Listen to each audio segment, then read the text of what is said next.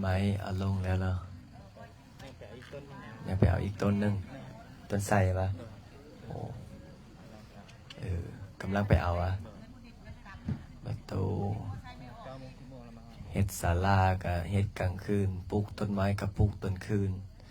สวดมนต์กับสวดตอนแรงสวดกลางคืนดีแต่บ่ได้สั่นเข้าแรงเท่านั้นแหละ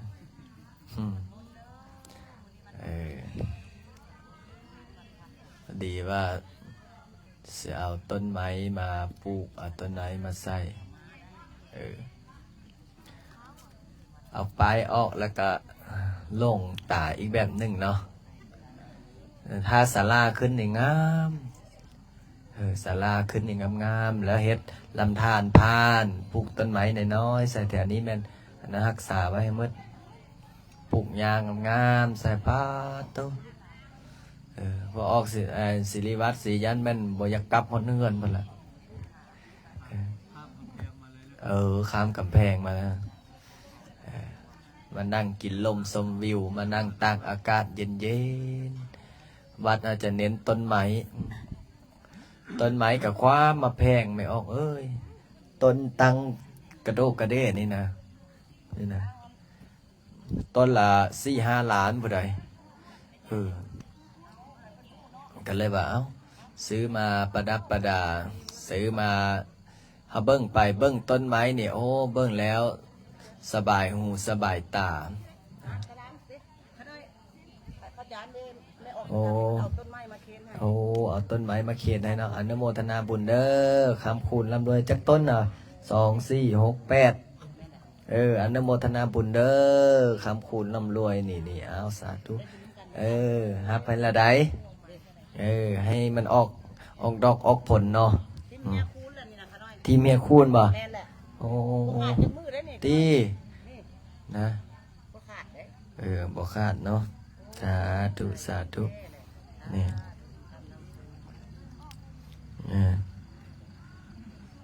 สาธุบุญนำเด้อต้นไม้มาถวายวัด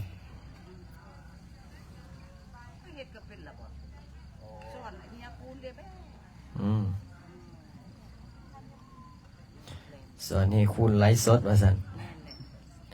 แม่นบ่น้อไอ้จัวเขายังบกเก่งนะนี่ให้ได้ว่าไลฟ์สดไลฟ์ไปไลฟ์มาพันเน็ตตัดนะแชร์ไปในเฟซกัน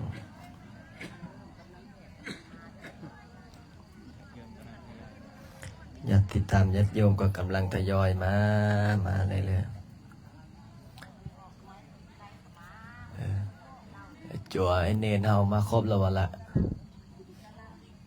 ให้มีจัวมาบวชไหมจัวนึ่งเนาะเป็นยังไงซื้ออย่างไรคำแพงเนี่ยโอ้ล่าคำแพงว่าสิให้บวชข่าว7 มื้อได้พอมาฮอดไปเห็นว่าบวชจั่วแล้ว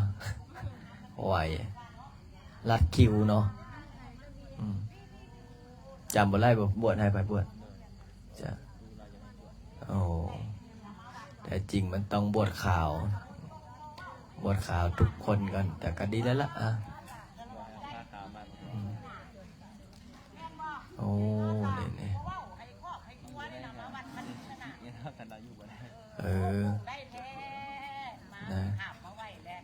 ะ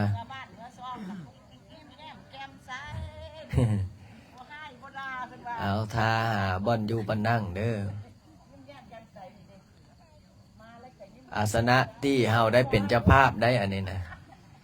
บางคนว่าอาจารย์อาสนะเขาน้อยยังนั่งบ่ท่านเป็นอันสูงอันห้องนั่งเด้อบ่แม่นอันกราบเด้อบางคนเนี่ยเอาไปใส่ทางหน้ากราบนี่บอกบ่ทันสุดความนะทั้งพ้นเฮ็ดแล้วบ่เป็นหยังนะว่าอยู่ค่อยกันทีแรกเขาก็เฮ็ดจังซั่นแต่เขาว่าอันนี้จะบ่แม่นอันนั่งจะแม่นอันกราบบ่เนาะอันกราบก็ได้นั่งก็ได้บ่เป็นหยังดอก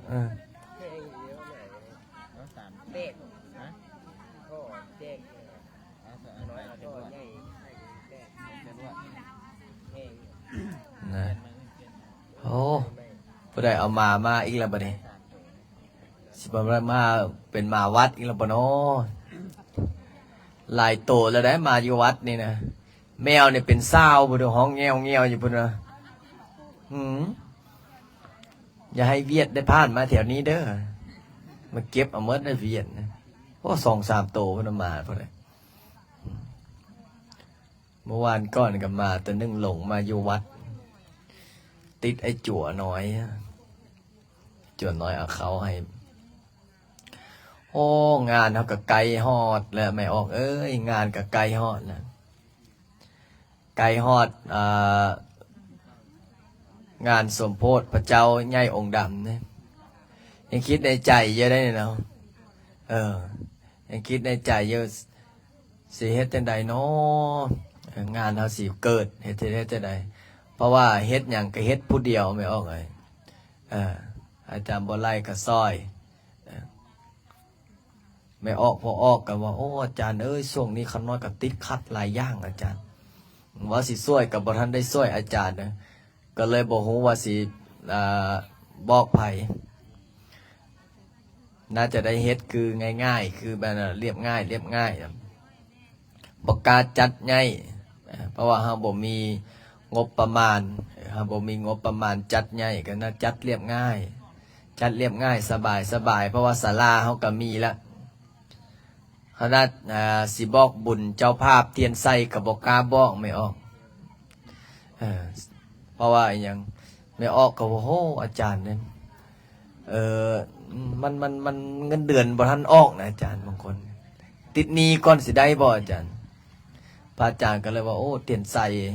ไปซื้อไปถามเมื่อเขาเจ้าละเทียนเพิงอันใหญ่ๆนะเทียน1 3 ล้าน4 ล้านพระโธมันอย่างกระแพงแท้ส่งนี้นะเขาไล่ไปกิโลเพิงก็ได้ก็เลยบ่ฮู้สิไปบอกไผเจ้าภาพเทียนใส่เจ้าภาพเทียนซอกเทียนใส่เจ้าภาพแต่ละอันแต่ละอย่างอาศัยไม่ออกพอออกเอาได้ละอย่างน้อยก็มีห้องท่านกันยังดีว่ะมาต้มข้าวต้มนำให้ออกเนาะมาต้มข้าวต้มสู้แขกสู้คนออกตนนโยมมาแต่ไกลที่ได้นิมนต์ครูบาอาจารย์นิมนต์พระเจ้าประสงค์มาหลายได้งานนี้นะกสิมาแต่ฝั่งไทยแดมาจากฝั่งไทยได้มาจากคณะสายบุญสายยติธรรมได้หลายคู่หลายคนมาแต่พระอาจารย์ก็จัดแบบง่ายๆแล้วเพราะว่ายังสิเฮ็ดศาลานี้อย่างน้อยๆมื้อนั้นแถวนี้ให้ได้ปูให้หมดให้ได้ปูเพราะว่าสิได้เอาหินเอาอย่างมาใส่แล้วก็ตบแต่งให้งาม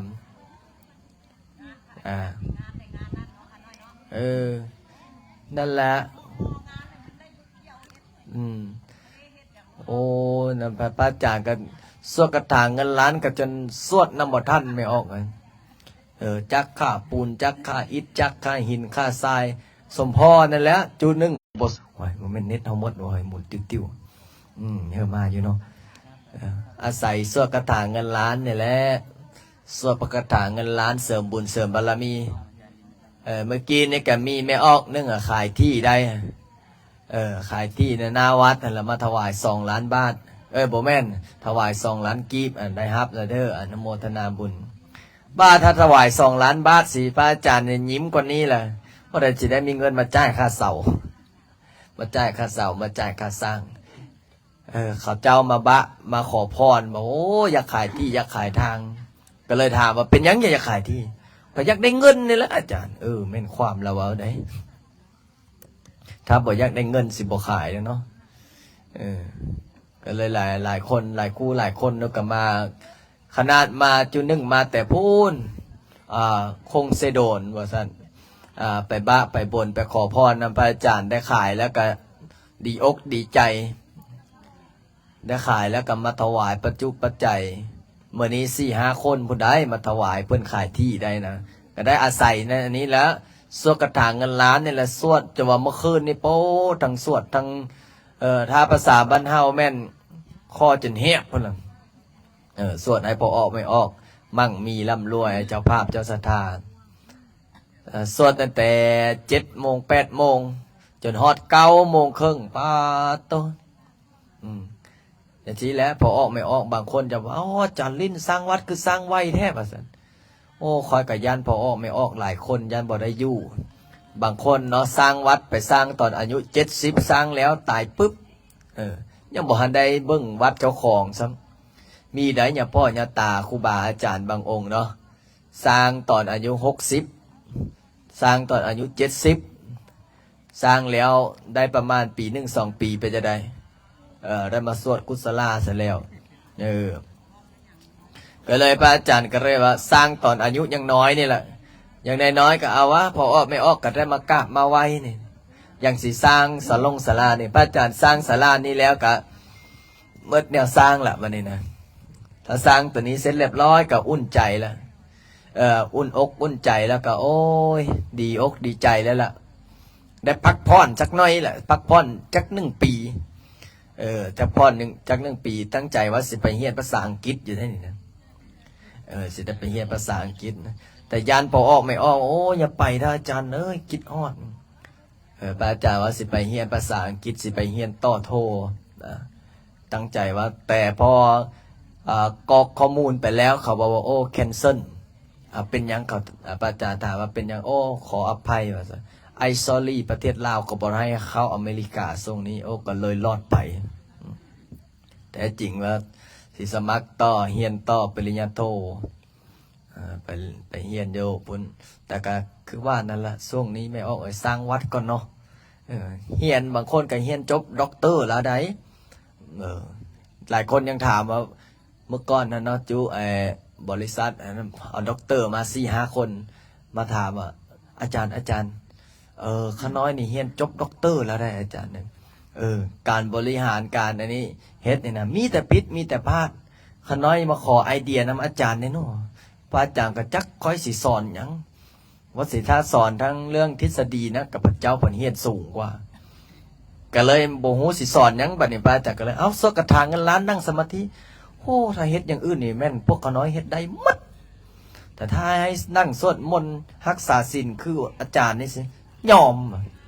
บ่ซั้นก็อย่างน้อยเฮากันยังได้เอาอันนี้มาสอนเขาได้สอนสมาธิสอนนั่งสมาธิสวดมนต์ภาวนาเนี่ยเขาเจ้าประเทศบ่ได้อันนี้อันอื่นเขาเฮ็ดได้หมดเรื่องภาษาอังกฤษเรื่องคอมเรื่องอะไรอย่างเขาได้หมดแต่พอมาให้นั่งสมาธิคือเฮาเนี่ยเขาเฮ็ดบ่ได้ไหนเขาว่าจะไหนบ่มีเวลาเขาแท้จริงมันก็มีเวลาเมิดคือกันนั่นล่ะ24 ชั่วโมงคือกันนั่นแหละนี่แหละพอออกไม่ออกบางคนจะว่าโอ้ยอมเลยยอมพระเจ้าประสงค์ยอมครูบาอาจารย์เพิ่นอยู่วัดอยู่ว่าเพิ่นสวดมนต์เพิ่นนั่งสมาธินั่งกรรมฐานได้พอออกไม่ออกบางคนก็นั่งได้นั่งสมาธิภาวนาได้ก็ถือว่าเป็นบุญเป็นกุศลคู่มือนี่พระเจ้าประสงค์ก็ยุ่งยากแล้วไม่ออกคู่มือนี่นะพระเจ้าประสงค์ก็ยุ่งยากบ่ยุ่งยากจังไดเนาะบ่ยุ่งยากจังไดมีมือก้อนนั้นมีพระองค์หนึ่งด่าพอออกไม่ออกลงเฟซจอดบอกว่าทางผีกันให้ไปให้มาพระนำกันเดือดร้อนไปเขาเอิ้นว่าจะได้ปลาตัวเดียวแมนโอ้พอออกไม่ออกกันบ่ยักเขาใส่บาตรพุ่นแล้วเพราะว่าอย่างนี่เดี๋ยวมันก็เป็นคือองค์นั้นล่ะเดี๋ยวมันก็เป็นคือองค์นี้แล้วให้ไปให้มาพระเจ้าประสงค์องค์เน้นเดือดร้อนไปพระได้โยมบอกว่าจะได้พระได้โยมบอกว่าจะได้บอกว่าเป็นญาติเป็นโยมบอกใส่บาตรบอกทำบุญห่อยทำบททำกับญาติเขาดีแล้วเขาบอกศรัทธาสิเนาะเขาเจ้าบอกศรัทธาสิเขาก็บอกเฮ็ดแล้วพอเขาบอกใส่บาตรเขาบอกเฮ็ดบุญน้ำเจ้าของมันด่าเขาให้ไปให้มาพระเจ้าประสงค์กับจิตสิเดือดร้อนนำพระองค์นี้บอกธรรมดาได้เคยด่าพระอาจารย์อีกไหนเคยด่าเฮาว่าจังสันจังสีผลสุดท้ายมาหลวงพ่อพยอมออกมาเว้าคืนหลวงพ่อพยอมเปิ้นก็ว่าโอ้เนี่ยพระเจ้าพระสงฆ์คู่มือนี่ก็เฮ็ดแป้งพอออกไม่ออกบ่ใส่บาตรบ่ทำบุญนำกระด้าพระอาจารย์นี่พอออกไม่ออกบ่ทำบุญบ่ใส่บาตรนำพระอาจารย์นี่เฮ็ดจังได๋พระอาจารย์ไปฮอดเฮือนบ่ได้พระอาจารย์ไปถามเป็นจังได๋พอออกไม่ออกเป็นบ่แม่นว่าสิไปด่าเขานะไปเบิ่งว่าเขาเป็นหยังเพื่อเขาตกทุกข์ได้ยาก พื่อเขาว่าโอ้อาจารย์เอ้ยข้าวสารอาหารแห้งกับยิ้วเฮือนขาน้อยกับบ่มีโชคนี้นะอาจารย์พอมีบ่บริจาคให้ขาน้อยได้บ่ก็น่าก็สิพอได้ต้มได้หุงไปถวายอาจารย์อยู่วัดเนี่ยเขาก็สิไปเบิ่งบ่แม่นว่าไปซ้ำเติมเขาเนาะพออ้อไม่ออกกระจายค่าน้ำค่าไฟค่าลูกไปองค์เฮียนแล้วยังมาเจอพระเจ้าประสงค์ตำนี้อีกโอ้โหพระอาจารย์เลยอะบ่ฮู้ด่าบ่ฮู้ด่าบ่ฮู้เว้าให้ผู้ใดหลายครูหลายคนเนาะเห็นบอกพระอาจารย์ไปซ้อยแต่ละบ้อนพระอาจารย์ก็ถามเป็นจังได๋แม่ออกข้าวสารอาหารแห้งพออยู่พอกินอยู่บ่แม่ออกก็ว่าโอ้ยก็พออยู่พอกินอาจารย์เอ้ยแต่ถ้าได้ข้าวสารนำอาจารย์สักกิโลนี่คือสิดีพระอาจารย์ก็เลยถามคือเอาน้อยแท้ป่ะโอ้อยากเอามาป่นใส่ข้าวอยู่เฮือนนี่ให้มันเป็นสิริมงคลอย่างมื้อก่อนนะพระอาจารย์ได้มอบข้าวสารให้ออกสนญาติโยมอยู่ทางบ้านเนี่ยนะพระอาจารย์บอกโอ้เขา5 กิโล 6 กิโลหรือ10 กิโลนี่บางครอบบางครัวก็ได้กุม10 มื้อหรือว่า4-5 มื้อบางครอบบางครัวก็กุม2-3 มื้อแต่กินแล้วเป็นสิริมงคลพอออกไม่ออกข้าวที่เฮาสวดจากพ่อแม่ครูบาอาจารย์กินแล้วเป็นสิริมงคลเอาไปเขาเอิ้นว่าจะไดทำผู้เฒ่าผู้แก่เพิ่นว่ากินแล้วเป็นสิริมงคลให้ลูกให้หลานกินแล้วอยู่ดีมีแห้งพระอาจารย์เลยปีหน้าพระอาจารย์ก็สิจัดกิจกรรมอีกได้ปีหน้านี่ยังสิเนี่ยผู้ใดสิเอาต้นไม้มาถวายแหละบ่แม่นต้นไม้เนาะปุ๋ยเนาะทั้งปุ๋ยทั้งฝุ่นบ่เนาะเฮ็ดทั้งเว้นทั้งคืนนะอาจารย์บ่ไล่เฮ็ดเวียกนะไม่ออกจักซำใดขนาดเขาสิเมื่อนอนนำลูกนำเมียเขายังโทรมาฮัลโหลต้นไม้เขาสิถวายแล้วนะเขามื้ออื่นนี่เขาสิไปต่างประเทศพอออกเลยว่าโอ้อาจารย์เอ้ยเขาน้อยก็ยอมละได11-12 โมงกลางคืนยังโทรไปให้เขาไปเอาต้นไม้อยู่นี่แหละว่าพระอาจารย์ว่าเขายังบอกว่าตอนพระอาจารย์ไปเดินธุดงค์เนาะเดินธุดงค์ก็เดินกลางคืนนะ11-12 โมงกลางคืนก็ย่างเดินไปจูพอออกไม่ออกมาเห็นว่าโอ้พระ2 องค์นี้ค่าบ่บ้ากับเมาแล้ววะเขาว่าเอาย่างเนาะพระอาจารย์ยังบอกคิดในใจถ้าพระอาจารย์สร้างศาลาอันนี้แล้วพุ่นละปีหน้าปีเนอร์พุ่นนะปีหน้าปีเนอร์เนี่ยพระอาจารย์สิได้ย่างเดินธุดงค์เดี๋ยว15พอออกศิริพงษ์เราไปเนาะศิริวัฒน์เราไปใช่ปะไปวะเว้าดีๆได้เพิ่นว่าไปจักสิไปใส่ไปเลยนะไปเดินธุดงค์แล้วโอ้เดินธุดงค์อ้อมวัดเนี่ยสิย่างอ้อมวัดซื้อเนี่ยพุ่นแล้วย่างตั้งแต่แขวงอัตตปือหรือจำปาสักก็ย่างขึ้นมาฮอดวัดเฮาปีสมมติว่าปีแรกก็ใช้เวลาประมาณเดือนนึงแต่เฮาบ่เดินกลางเว้นน่ะมันร้อนเฮาเดินกลางคืนเดินกลางคืนก็ย่างนะคือใกล้คือไปใต้เคียดนี่แหละใส่หัวโคมแล้วก็แสงไฟแมบคือพระอาจารย์เดินแล้วก็เสร็จเรียบร้อยปีที่2เฮาก็เดินมาตั้งแต่พุ่นแล้วพงศาลีพุ่นละเสร็จเรียบร้อยเฮามายุทธยวัดเฮามันจังงานนั้นได้ปีนี้ปีหน้าพุ่นแล้วแต่ปีนี้ก็วางแผนให้วัดเฮาอุ่นว่าให้ไอ้จั่วไอ้เนียนเพิ่นหูฮีดหูคองช่วงนี้ไอ้จั่วไอ้เนียนเฮาก็ไข้แล้วได้เนาะไม่ออกเนาะเห็นบอกมาที่แรกๆเป็นจังได๋มาทีแรกๆไอ้จั่วไอ้เนียนบางคนบอกอาจารย์ลิ้นไอ้จั่วอาจารย์เนี่ยโอ้ยเป็นจังซั่นจังซี่คู่มือนี่เพิ่นอายแล้วได้บางคนนี่นะโอ้มาวัดอาจารย์ลิ้นไอ้จั่วไอ้เนียนก็เริ่มเป็นระบบระเบียบคือเจ้าคิดบ้างไหม100 พ่อพันแม่มาอยู่วัดเดียวอันนี้ตอนนี้ก็20 ก็องค์นี่22 23 24 25 องค์แล้วก็ยังสิมาเพิ่มปิดเฮียนนี่โอ้เฮงหลายแล้วปวดหัวอีกแล้วฮะวะนี่ละรุ่นใหญ่ก็เป็นรุ่นพี่แล้วแบบนี้นะรุ่นใหญ่ก็เป็นรุ่นพี่ก็บอกก็สอนผู้ใดได้ยักสิไปเดินธุดงค์มีอยู่บ่เปบาดไปได้เดี๋ยวสิพาไปอันอื่นบอกว่าเนาะเดี๋ยวสิให้พ่อออกศิริวัฒน์นั่นแหละขึ้นดังพระบาทดังสูงออกไปตะพุ้นก่อนตีนผู้พนังก่อนเอาให้รอดสำนี้ก่อนเนี่ยหามือหาโอกาสแล้วงานพุ่นแหละแต่วันที่3วันที่4วันที่5นี่เดี๋ยวสิไปไทยก่อนพอเดี๋ยวพระอาจารย์ไปเป็นเจ้าภาพพญานาคสร้างพญานาคองค์หนึ่งอยู่จังหวัดโคราชก็เลยสิไปถวายพญานาคให้กับสำนักปฏิบัติธรรม พอได้เสริมบุญเสริมบารมีพญานาคนี่บางคนก็โอ้งมงายแต่ก็บ่อยากอธิบายหลายไม่ออกเลยอธิบายหลายก็คือเขาเจ้าว่านั่นแหละคนที่บ่ศรัทธาคนที่บ่เชื่อคนที่บ่เคารพนับถือเฮาเขาก็บ่ฟังเว้าไปเขาก็ออกมาโต้แย้งไปอาจารย์แล้วว่าพญานาคนี่นะผู้ใดที่เจ็บอดแอดเจ็บแข้งเจ็บขาเจ็บหลังเจ็บเอวพญาติหรือว่าเฮ็ดธุรกิจลุ่มดอนตามความเชื่อของพุทธเฒ่าผู้แก่ของพ่อแม่ครูบาอาจารย์เพิ่นบอกว่าให้ถือศีลปฏิบัติธรรมบูชาคุณงามความดีของพ่อปู่แม่ย่าแต่บอกให้งมงายไหนบางคนนี่โอ้งมงายนะสาธุอันนี้บ่ได้เว้าให้เด้อบางคนนี่งมงายไปจะได้เวลาพระอาจารย์อัญเชิญเทวดาก็คือเว้านั่นแหละเนาะบางคนก็งมงา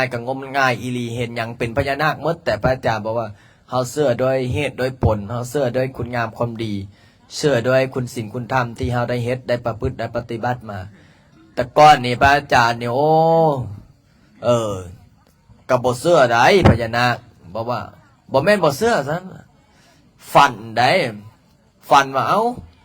พระอาจารย์ว่าถ้าว่าพญานาคมีแท้นี่ปรากฏกายให้เห็นบ่ดูพญานาคกับเพิ่นว่าโอ้ถ้าปรากฏกายตัวจริงๆนี่แม่นปรากฏกายบ่ได้แบบว่าวันนี้นอนไปกับฝันแล้วฝันบัดนี้ฝันว่ามีงูใหญ่ๆดำๆมีงูใหญ่ๆดำๆบอกว่าเพิ่นบอกว่าโอ้เป็นคู่มาสร้างบารมีช่วยครูบาอาจารย์เด้อพระอาจารย์ก็เลยว่าหอยแม่นแท้บ่แม่นแท้ถ้าแม่นแท้นี่นะข้าพเจ้าก็สิสร้างได้แต่ตอนนี้นะบ่มีเงินแต่ก่อนพระอาจารย์สร้างพระเจ้าใหญ่อยู่ราคาเนาะก็หมดหลายล้านอยู่วันนี้บ่มีเงินเด้บ่มีเงินสร้างพระเจ้าองค์ดำต่อก็เลยอธิษฐานบัดนี้เอ้าหากว่าพญานาคสิให้สร้างพญานาคสิให้สร้างปู่องค์ดำแม่ย่ามณีจันทร์ก็สิสร้างแต่บ่ทันมีเงินไดบัดนี้เพิ่นก็เลยเอ้าเดี๋ยวสิให้อธิษฐานสวยพระอาจารย์ก็อธิษฐานแล้วไปจุดธูปอธิษฐานโอ้ขอให้มีเจ้าภาพเจ้าศรัทธาแป๊บหนึ่งผู้นั้นก็มาผู้นี้ก็มาบางคนก็มีโชคบางคนก็มีลาภบางคนได้หน้าที่ตำแหน่งการงานบางคนได้ขายที่ขายทางเอาไปเอามาดังไม่ออกดังจนทั่วฟ้าเมืองไทยดังไปดังมาดับไม่ออกเลยนี่แหละชีวิตของคนเรามันมีขึ้นมีลงเวลาขึ้นก็อย่าหลงเวลาลงก็อย่าท้อจักสำได้ยังซ้ำดับไม่ออกมากลับมาประเทศลาวพาสปอร์ตก็หมดพาสปอร์ตก็หมดบัตรประจำตัวก็หมดอายุพาสปอร์ตก็หมดอายุวีซ่าก็หมดอายุสำบ่นำเงินในกระเป๋าก็หมดอันมันยากอันเงินหมดนี่แหละไม่ออกเลยอันอื่นหมดนี่ยังพอได้ไหนทั้งเงินในกระเป๋าเงินนี่ปุ้ยกุมอกกุมใจได้ไม่ออกเลยยิ้มกับบอกกล้ายิ้มนอนก็บ่รับนะถ้าผมมีเงินในกระเป๋าแม่นบ่ไม่ออกเป็นบ่ไม่ใช่น้อยเป็นบ่เจ้าเป็นเนาะสังเกตว่านะผู้ใดบ่มีเงินเนี่ยนะมันจังเวลานั่งกับแป๊กๆนะไม่ออกเป็นยังไงโหบ่หน้ากับเศร้าๆยิ้มกับบอกกล้ายิ้มเพราะว่าอย่างมันกุมใจนี่แหละพระอาจารย์จึงเน้นให้สวดมนต์เฮาเพื่ออย่างเพื่อกำจัดความลังเลสงสัยในจิตในใจเฮาออกเอาความทุกข์ในใจแล้วเฮาบอกว่าตั้งเป้าหมายชีวิตของเฮาไม่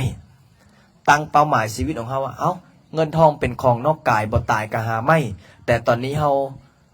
เริ่มตั้งต้นชีวิตใหม่ขึ้นก่อนตั้งเนื้อตั้งตัวให้ได้ก่อนนี่แหละบางคนก็ถามพระอาจารย์ลิ้นพระอาจารย์เป็นยังจังสอนให้คนสวดคาถาเงินล้านอวยพรให้เขาเฮงๆรวยๆปังๆให้เขามีเงินเหลือกินเหลือใช้บัดองค์อื่นล่ะเป็นยังไงองค์อื่นสอนยังไงเพิ่นก็บอกว่าสอนปล่อยวางได้โยมปล่อยวางเด้อทรัพย์สินเงินทองสละให้หมดพระอาจารย์ว่าโอ้บอกให้เขาสละให้หมดสิตายแท้จักนี้ธนาคารนี่สารพัดสารเพนี่ค่าลูกไปฮอกไปเฮียนค่าน้ำค่าไฟสารพัดค่าเป็นยังไงล่ะบัดนี้กุ้มใจบ่แม่ยายลากุ้มใจได้เนาะโอ้เงินบ่มีนี่เอาลองเบิ่งแม่แม่นบ่แม่มีเขาสิไปอินเดียทึกๆเจ้าของบ่มีเงินนี่ก็เอาลองเบิ่งแม่แม่นบ่เนอะเห็นบ่ตอนสาธุเวลาไปอินเดียก็คือกัน ผู้อื่นนี่ถวาย100-200 บาทผู้อื่นนี่ถวาย50 บาทเจ้าของนี่เป็นยังไงโอ้เงินกับบุมีนี่เฮ็ดจังได๋มันกุ้มใจได้ป้าคอยอยากมีเงินมาห่วมแปะห่วมได้กินได้ทานนะกลับไปแลกแบงค์แบงค์10 รูปีอะไรกับพ่อได้แปะได้ห้อยน้ำมูกเพราะว่ายังมันบ่มีแต่เฮาเฮ็ดด้วยศรัทธานี่แหละเขาเอิ้นว่าจะได้เขาเอิ้นว่าช่วงเฮาบ่มีเฮากับพ่อได้แปะได้ห้อยพอได้เกาะได้แขนได้ห้อยนำเขาได้กินได้ทานนำเขาก็ยังไขแต่บางคนนี่บ่มีกับบ่มีอีหลีนะยักไปเห็นอินเดียก็บ่ได้ไปเห็นยากไปกราบต้นศรีมหาโพธิ์ก็บ่ได้ไปพระอาจารย์ยังบอกว่านี่แหละพอออกไม่ออกบ่แม่นว่าเฮาบ่แม่นว่าโลภใดหลวงพ่อฤาษีลิงดำเพิ่นยังบอกว่ามีพระองค์หนึ่งเนาะไปกราบเพิ่นก็ว่าเอาให้เฮงๆรวยๆปังๆนะลูกนะหลานนะเอาเฮงๆรวยๆปังๆเพิ่นก็เคาะหัวมีองค์นั้นก็ไปแล้วบัดนี้เพิ่นก็ว่าป้าพระอีหยังคือมาสอนให้คนโลภพระอีหยังมาสอนให้คนมีกิเลสตัณหาว่าซั่นเพิ่นไปแล้วบัดนี้เพิ่นก็ไปฮอดกำลังสีถวายคุสังฆทานให้หลวงพ่อฤาษีลิงดำเพิ่นว่าจะได้เพิ่นก็จับมันไหมไอ้เคาะหัวแล้วเพิ่นกำลังเพิ่นก็เอาสีนะมึงคิดหยังอยู่หรือว่ามึงยักจนเมื่อกี้นี่ฮูเดอร์เพิ่นบอกมึงบอกว่าพระอีหยังสอนให้คนโลภให้คนยักรวยหรือว่ามึงยักจนเพิ่นเป็นจะได้วางคุสังฆทานนั้นก็กราบทั้งให้บอกว่าโอ้สารภาพผิดแล้วถ้าเฮาบ่มีเงินนี่เอาเบิ่งแม่ผมเอาไม่ออกมีเงินเขาเอิ้นว่าน้องมีทองเขาเอิ้นว่าพี่ถ้าบ่มีถ้ามีนี้เด็กเขาเอิ้นว่าจะไดนะเขามีเงินนี่เขาเอิ้นว่าน้องมีทองเขาเอิ้นว่าพี่ถ้ามีนี้เขาเอิ้นว่าจะไดลูกบ่แม่นบ่ลูกไหนเอามีเงินนี่เขาเอิ้นว่าน้องมีทองเขาเอิ้นว่าอ้ายว่าพี่ถ้ามีนี้เขาเอิ้นว่าลูกโอ้ยลูกนี้โทรเสาโทรแรงปิดโทรศัพท์หนียังบ่ทันโดยเฉพาะพอออกไม่ออกบางคนนี่ธุรกิจนี่โอ้ยสายจนไหม้พุ่นล่ะจักสิไปกู้นี้ยืมสินอยู่ไสจักสิไปกู้อยู่ไสจนบ่มีบ่อนกู้ว่าซั่นซะรถก็เอาไปจำเฮือนก็เอาไปจำที่ดินที่นาก็เอาไปจำสาธุถ้ามีเอาไปจำได้ก็แม่นเอาไปจำแล้วจำก็สิจักสิจำไผเนาะอายุ60-70เนาะ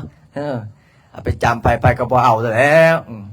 นี่แหละพอออกไม่ออกพระอาจารย์ยังบอกว่าถ้าเฮามีเงินถ้าเฮาเฮ็ดตามพระพุทธเจ้าเพิ่นบอกว่าสมมติถ้าเฮามี100,000 กีบเฮาก็แบ่งกินแบ่งทานบ่แม่นว่ามี100,000 กีบแล้วกิน120,000ได้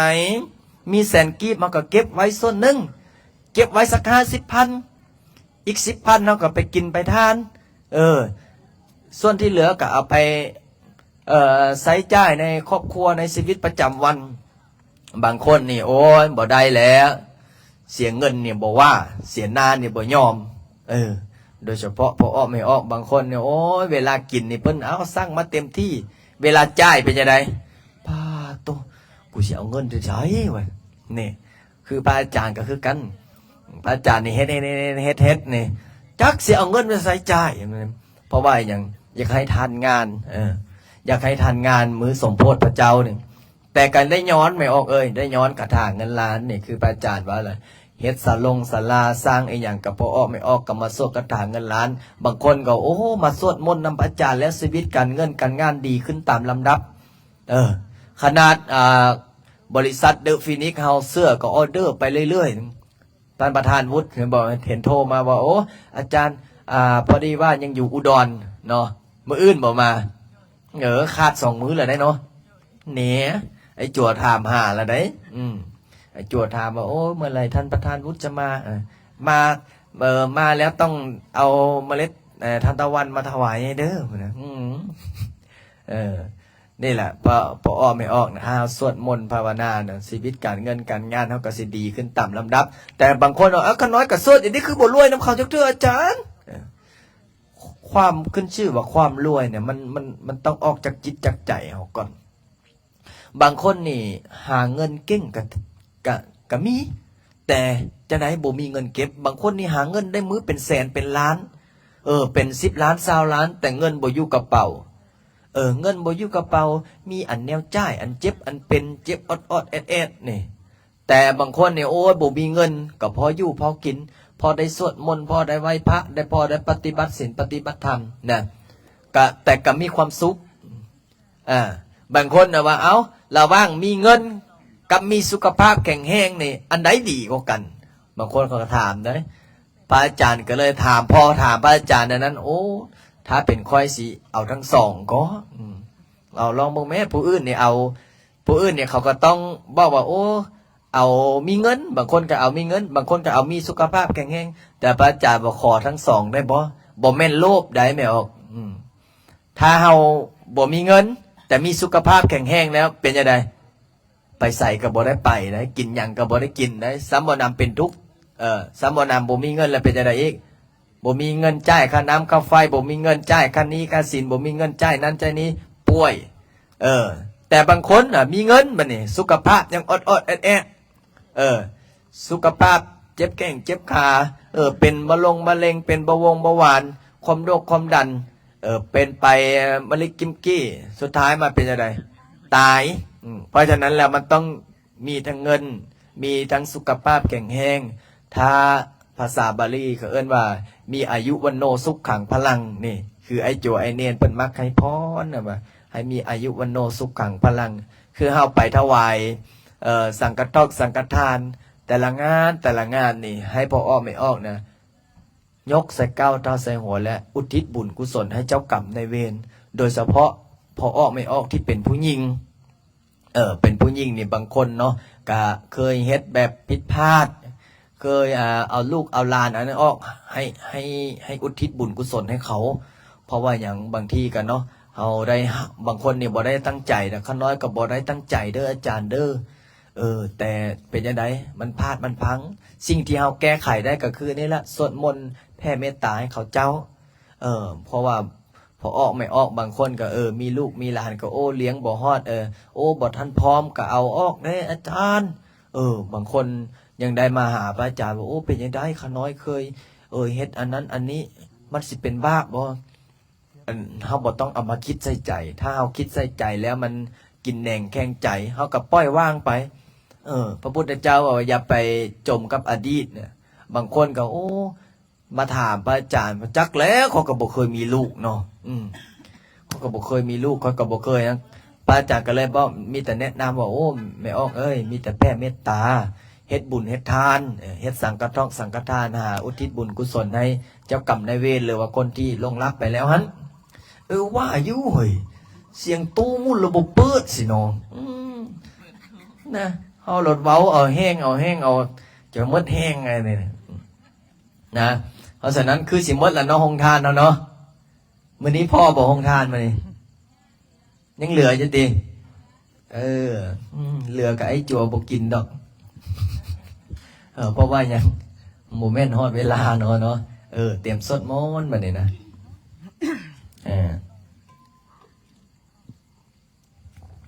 มื้อนี้ผู้ใดเป็นเจ้าภาพ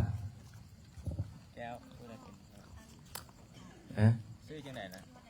อันนี้บ่วันนี้แม่ออกนิวันศรีวันณวงศ์มาครับเป็นเจ้าภาพบูชาดอกไม้ทุกเทียนได้เพิ่นเฮ็ดเกี่ยวกับเครื่องเอิ้นว่าสุขภาพได้ขายแบรนด์เกี่ยวกับสุขภาพสินค้าสุขภาพผู้ใดหน้าตาบ่ดีลองซื้อกินมึงเด้ออันนี้บ่กินละอันนี้คณะบ่กินก็ยังหน้าตาดีอยู่แล้วเนาะสั่นกาแฟเดอะฟินิกก็พอแล้วเมื่อคืนนี้3 โมงกลางคืนจะได้นอนได้ไอ้จั่วน้อยเพราะว่าดนได้สั่นจะนึ่งไม่ออกเลยเพราะว่าสั่นกาแฟนี้โอ้นอนรับดีพอนอนรับดีแล้วเป็นยังไงน้ำหนักเริ่มขึ้นเลยบางคนอาจารย์โอ้เริ่มตุยขึ้นแล้วได้แต่ก็บ่เป็นยังแล้วเดี๋ยวเตรียมเทียนให้ไม่ออกเด้อพิเศษนะเราธุรกิจการเงินการงานเตรียมเทียนให้ไม่ออกให้เจ้าภาพเจ้าศรัทธาขึ้นใต้เทียนไอ้เจ้าน้อยเตรียมไฟพร้อมเด้อเตรียมไฟสวดไอ้ใบตะดินสนดให้เขาเจ้าได้ไม่ออกนี่ก็มีที่ขายอยู่อัตตปือได้เงินงามอยากขาย บ่น้อยบ่หลายเสียดายอยู่แถวใกล้ๆนี่เด้เนาะพอออกสิริพงษ์ตึกเลขสิไปซื้อแพทย์ซะนี่ซื้อ2,000กีบเสียเลยจึงถึงถือกับสิจักยังจะเว้าเรื่องไอ้นี่เว้าเรื่องความงมงายเนี่ยไม่ออกเมื่อวานพระอาจารย์สิเล่าเรื่องตลกให้ฟังเมื่อวานนี่ขี่รถไปนะพอออกสันเพชรเพิ่นกระโจมมาโอ้อาจารย์เป็นจะได้ขน้อยส่งนี้นะคือบ่มีโชคบ่มีลาภอาจารย์เอาง่ายๆอย่าเว้าดังเลยเดี๋ยวผู้อื่นสิได้ยินขน้อยนี่เสี่ยงโชคกับเสียดซ้ายเสียดขวาว่าซั่นอาจารย์บอกขน้อยจากบ้านเลยพุ่นนะพระอาจารย์ก็ถ้าคอยหูสิคอยบ่ได้แพ้ปัจจัยนำเจ้าดอกก็กระสิบอกพอออกไม่ออกแถวนี้ละซื้อวันนี้พอควายมันจักโตวะฮะควายย่างตัดนะควายกับย่างตัดนะย่างใครไม่ย่างหลาไม่ออกมาขี้ซะอีกคนนะพระอาจารย์ก็โอ้ควายพระอาจารย์ก็ห้องสุดดังๆเลยหูยุ่งแบบนะพระอาจารย์ก็เห็นอยู่มันประมาณนี้แหละประมาณซ้ำเต็นพระอาจารย์ว่าควายดังสุดๆนั้นไม่ออกพวงอยู่ด้านหลังบ้าอาจารย์บอกควายเนี่ยมันเขาน้อยซื้อเลยควายยังพอเพิ่นไปซื้อทึกเสยทึกแต่ใดโหบ่ทึกแต่ใดทึก6 ล้านถวายพระเกินนั้นเพิ่นมีโชคนี่เพิ่นว่าโอ้เฮงแล้วเว้ยทึก6 ล้านมาฮับเป็นเจ้าภาพต้นไม้แล้วก็ถวายปัจจุปัจจัยเกือบ30-40 ล้านเพราะว่าโอ้จังใดก็ยากขน้อยเฮงแล้วอยากให้ทึกตลอดอยู่เนาะแต่กันยากจังใดก็ยากละมื้อนี้สวดพิเศษให้แม่ออกนี่เพิ่นเป็นเจ้าภาพดอกไม้เด้เนาะแม่ออกนิวันศรีวรรณวงศ์เนาะเกิดวันที่11 เดือน 2 ปี19โอ้รุ่นเอื้อยได้อาจารย์เกิดปี98เตรียมพร้อมแล้วนั่งคุกเข้าขึ้นลั่นของได้นั่นละลั่นของสีทองกันด้วยครับเดี๋ยวเจริญพรเจ้าภาพเด้อเดี๋ยวมาจุดเทียนไอ้จัวน้อยเตรียมเทียนให้เราบ่เจ้าภาพมาจุดเทียนเจ้าภาพที่ใส่ละ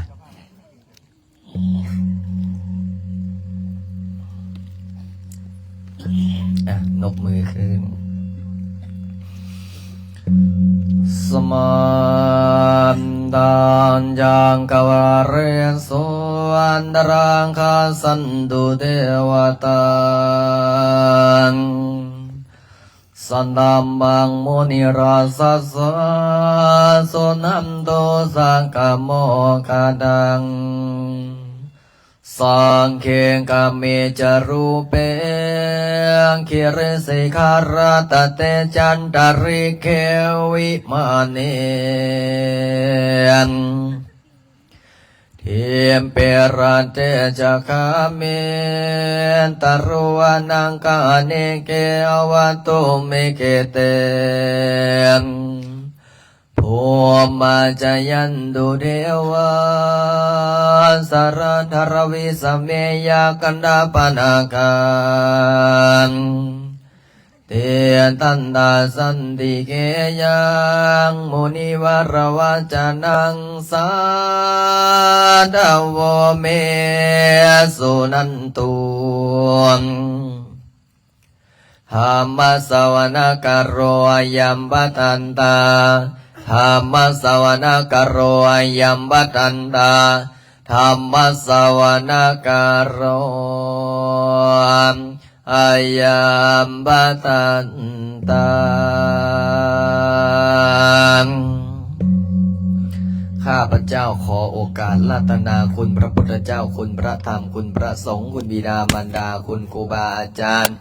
คุณงามความดีคุณศีลคุณธรรมพระยาอินทร์พระยาพรหมพระยายมราชดาวจตุโลกบาลทั้ง4เจ้าที่เจ้าทางเจ้าอารักษ์ษาเทพไตรเทวาบารมีเจ้าปู่เจ้าย่าบารมีเจ้าปู่องค์ดำเจ้าย่ามณีจันทร์จงมาบันดลบันดาลมาเปิดโชคเปิดราภเปิดวาสนาเปิดบารมีเปิดดวงสตาเศรษฐีเปิดดวงการเงินการงานให้ออกตนญาติโยมทั้งหลายทำมาค้าขายกิจการงานก็ขอให้เจริญขอให้บุญญาบารมีเปิดนับแต่นี้ต่อไปข้าพเจ้าทั้งหลายขออธิษฐานสดประกาศเงินล้าน30จบ พื่อเป็นพุทธบูชาธรรมบูชาสังฆบูชาหลวงพ่อปานหลวงพ่อฤาษีลิงดำครูพึ่งพระปัจเจกพุทธเจ้าพระโพธิสัตว์เจ้าทุกๆพระองค์เจ้าของปกถาเงินล้านโดยอนุภาพกระถางเงินล้านในครั้งนี้บันดลบันดาลให้ข้าพเจ้าทั้งหลายโชคดีร่ำรวยทุกท่านทุกคนด้วยเถิดสาธุให้ตั้งจิตตั้งใจเดี๋ยวเขาหันหน้าขึ้นมาทางปีเด้อจะได้กล้าผ่าน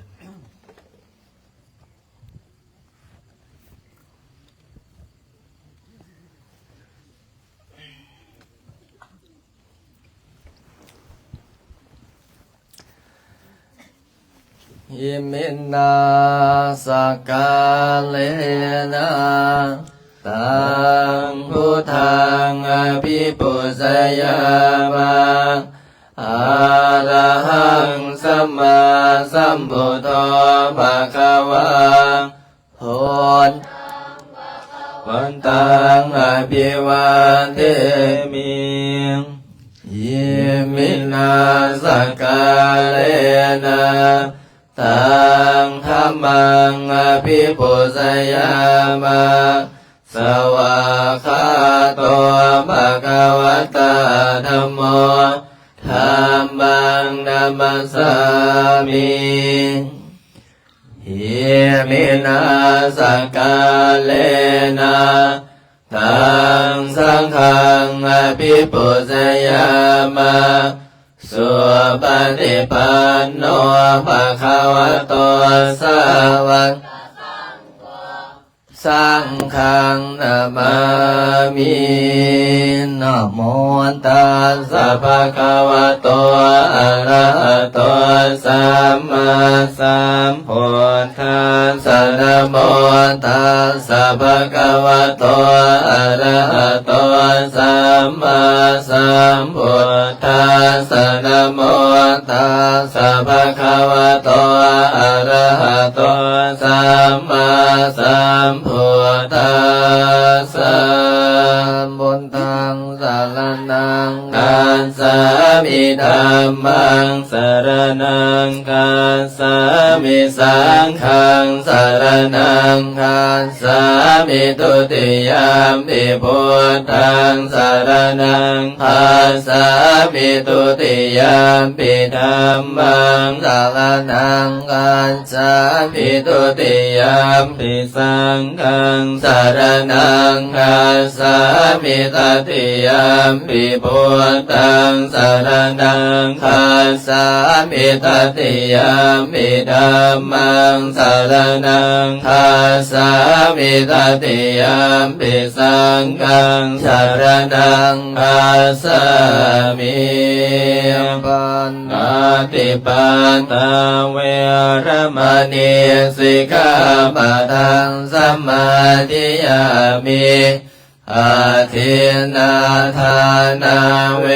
รมณีสิกขาปะทังสัมมาทิยามิ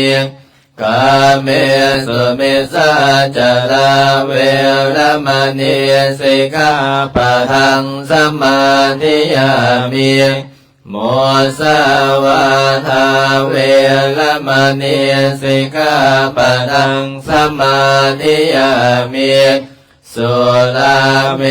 ลัยมาสัพพามาคตานาเวรมณีสิกขาปะทังสัมมาทิยามิอิติปิโสภะคะวะอะระหังสัมมาสัมพุทโธเวสสัจจารณสัมปันโนสุขโตโรกวิทูอนุตตโรบุริสธรรมปัสสาลติสัทธาเทวมนุสานังพุทโธภะคะวะติสวากขาโตภะคะวะตาธัมโมสันติติโกอาการิโกเอหิปัสสิโกโอมปะนะยิโกปัจจตังเวริตัมโพวิญโยหิติสุปฏิปันโนภะคะวะโตสาวกสังโฆโอ สุปฏิปันโนภะคะวะโตสาวกสังโฆยายะปฏิปันโนภะคะวะโตสาวกสังโฆสามีจิปฏิปันโนภะคะวะโตสาวกสังโฆ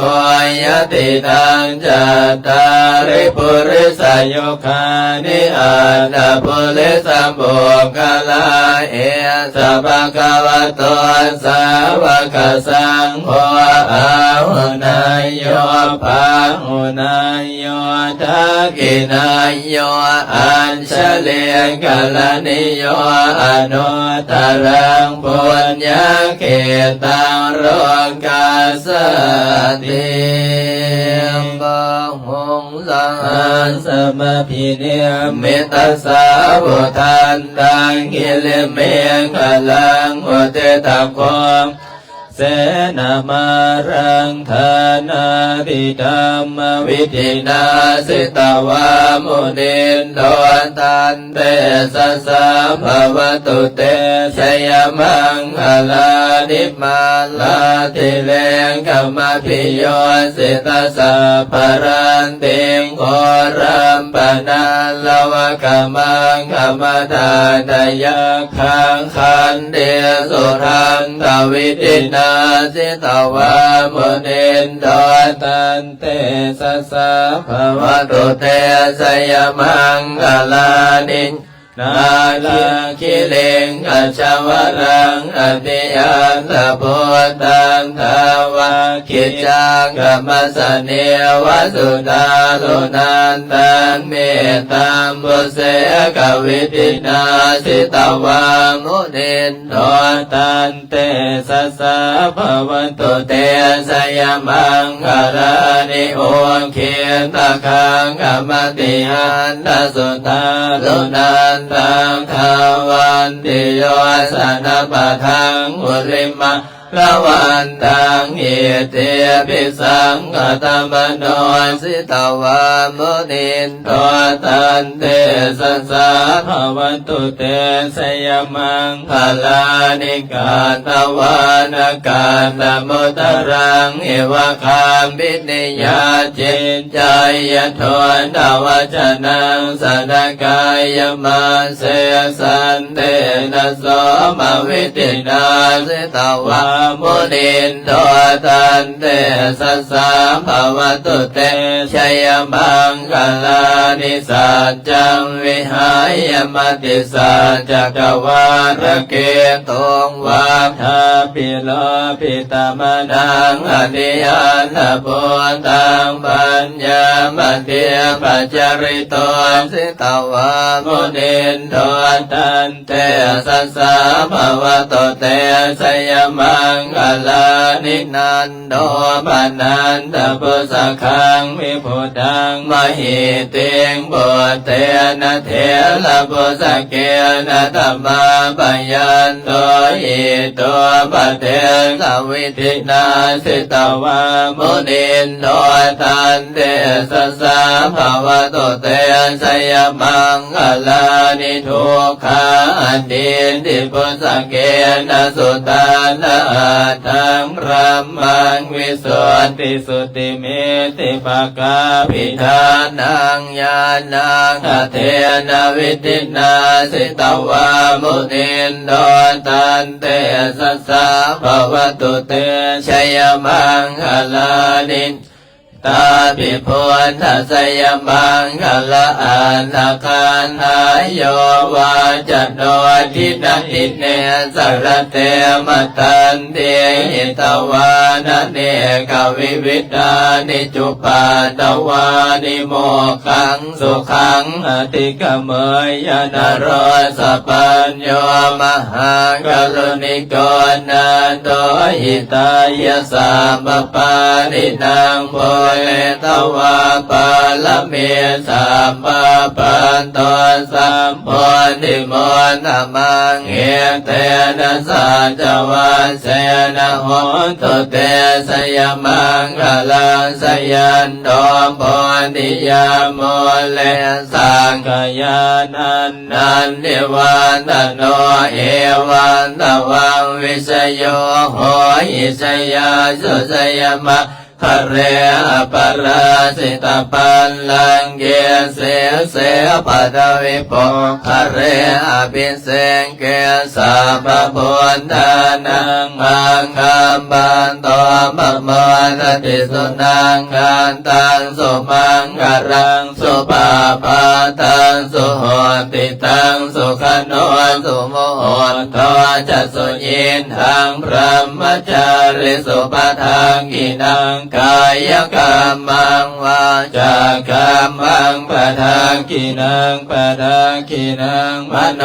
กรรมังปะนิคิเตปะทังกินาปะทังกินานิกาตวานรบันนาเทปะทังกิเนบุรพารสมิงปะพุทธคุณังบุรพารสมิงปะรัมเมตังบุรพารสมิงปะสังฆานังทุกขโลกปะยังอภิวันชัยเยสัพพทุกข์สัพพโสสัพพโลสัพพภัยสัพพโคเสนียจังไลอภิวันชัยเยสัพพทานังสัพพราพังอภวันตุเมราคันตุสุราคันตุอาคันเนรสมิงพระพุทธคุณังอาคันเนรสมิงบารมีตังอาคันเนรสมิงบาสังฆานังทุกขโรคพยังอภิวันชัยเยสัพพทุกข์สัพพโสสัพพโลสัพพภัยสัพพโคเสนียจังไลอภิวันชัยเยสัพพทานังสัพพราภังอภวันตุเมราคันตุสุราคันตุทานศิลสมิงพระพุทธคุณังทานศิลสมิงบารมีตังทานศิลสมิงพระสังฆานังทุกขโลกปะยังอภิวันชัยเยสัพพโรสัพพโสสัพพโรสัพพภัยสัพพโคเสนียจังไลอภิวันชัยเยสัพพทานังสัพพราภังอภวันตุเมราคันตุจุราคันตุหลเดียรสมิงพระพุทธคุณังหลเดียรสมิงบารมีตังหลเดียรสมิงบาสังฆานังทุกขโลกปะยังอภิวันชัยเยสัพพทุกข์สัพพโสสัพพโลสัพพภัยสัพพโคเสนียจังไลอภิวันชัยเยสัพพทานังสัพพลาภังอภวันตุเมราคันตุสุราคันตุปัญจิมรสมิงพระพุทธคุณังปัญจิมรสมิงปารมีตังปัญจิมรสมิงปสังฆานังทุกขโลกปะยังอภิวันชัยเยสัพพทุกข์สัพพโรสัพพภัยสัพพโคเสนียจังไลอภิวันชัยเยสัพพทานังสัพพราภังอภวันตุเมลาคันตุจุราคันตุปายาพระสมิงพระพุทธคุณังปายาพระสมิงบารมีตังปายาพระสมิงปสังฆานังทุกขโรคปะยังอภิวันชัยเยสัพพทุกข์สัพพโสสัพพโรสัพพภัยสัพพโคเสนียจังไลอภิวันชัยเยสัพพทานังสัพพราภังอภวันตุเม ราคันตุสุราคันตุอิสันลสมิงพระพุทธคุณังอิสันลสมิงบารมีตังอิสันลสมิงบาสังฆานังทุกขโลกปยังอภิวันชัยเยสัพพะโรสัพพะโสสัพพะโรสัพพะภัยสัพพะขอเสนียจังไลอภิวันชัยเยสัพพะทานังสัพพะราพังอภวันตุเมราคันตุสุราคันตุโอดอนลัสมิงพระพุทธคุณังโอดอนลัสมิงบารมีตังโอดอนลัสมิงพระสังฆานังทุกขโลกปยังอภิวันชัยเยสัพพะทุสัพพะโสสัพพะโลสัพพะภัยสัพพะขอเสนียจังไลอภิวันชัยเยสัพพะทานังสัพพะลาภังอภวันตุเมราคันตุสุราคันตุอากาศสมิงพระพุทธคุณังอากาศสมิงบารมีตังอากาศสมิงบาสังฆานังทุกขโรคปยังอภิวันชัยเยสัพพะโรสัพพะโสสัพพะโลสัพพะภัยสัพพะขอเสนียจังไลอภิวันชัยเยสัพพะทานังสัพพะราภังอภวันตุเมราคันตุสุราคันตุปัทวิงรัสมิงพระพุทธคุณังปัทวิงรัสมิงปรเมตังปัทวิงรัสมิงปสังฆานังทุกขโรคปยังอภิวันชัยเยสัพพะโรสัพพะโสสัพพะโรสัพพะภัยสัพพะขอเสนียจังไลอภิวันชัยเยสัพพะทานังสัพพะราภังอภวันตุเมราคันตุสุราคันตุอิมัสสมิงมงคลจักรวาลทั้งแปดทิศประสิทธิจงมาเป็นละกำแพงแก้วนั้นเจสานมาป้องกันล้อมร้อมรอบกอบตัวอนัตตาราสเสมานาเขเตสมันตาสัตโยชนะสัตสหสานิพุทธาชารปริเกเตราคันตุสุราคันตุอิมัสสมิงมงคลจักรวาลทั้งแปดทิศประสิทธิจงมาเป็นละกำแพงแก้วนันเจสานมาป้องกันรอบร้อมรอบขอบตัวอนัตตาลาสเสมานาเกเตสมันตาสัตโยชนะสัตสหสานิธรรมชารปริเกเตราคันตุสุราคันตุอิมัสสมิงมงคลจักรวาลทั้งแปดทิศประสิทธิจงมาเป็นละคำเบงแก้วทั้งเจ็ดสานมาป้องกันล้อมล้อมขอบตัวอนัตตาลาสเสมานาเขเต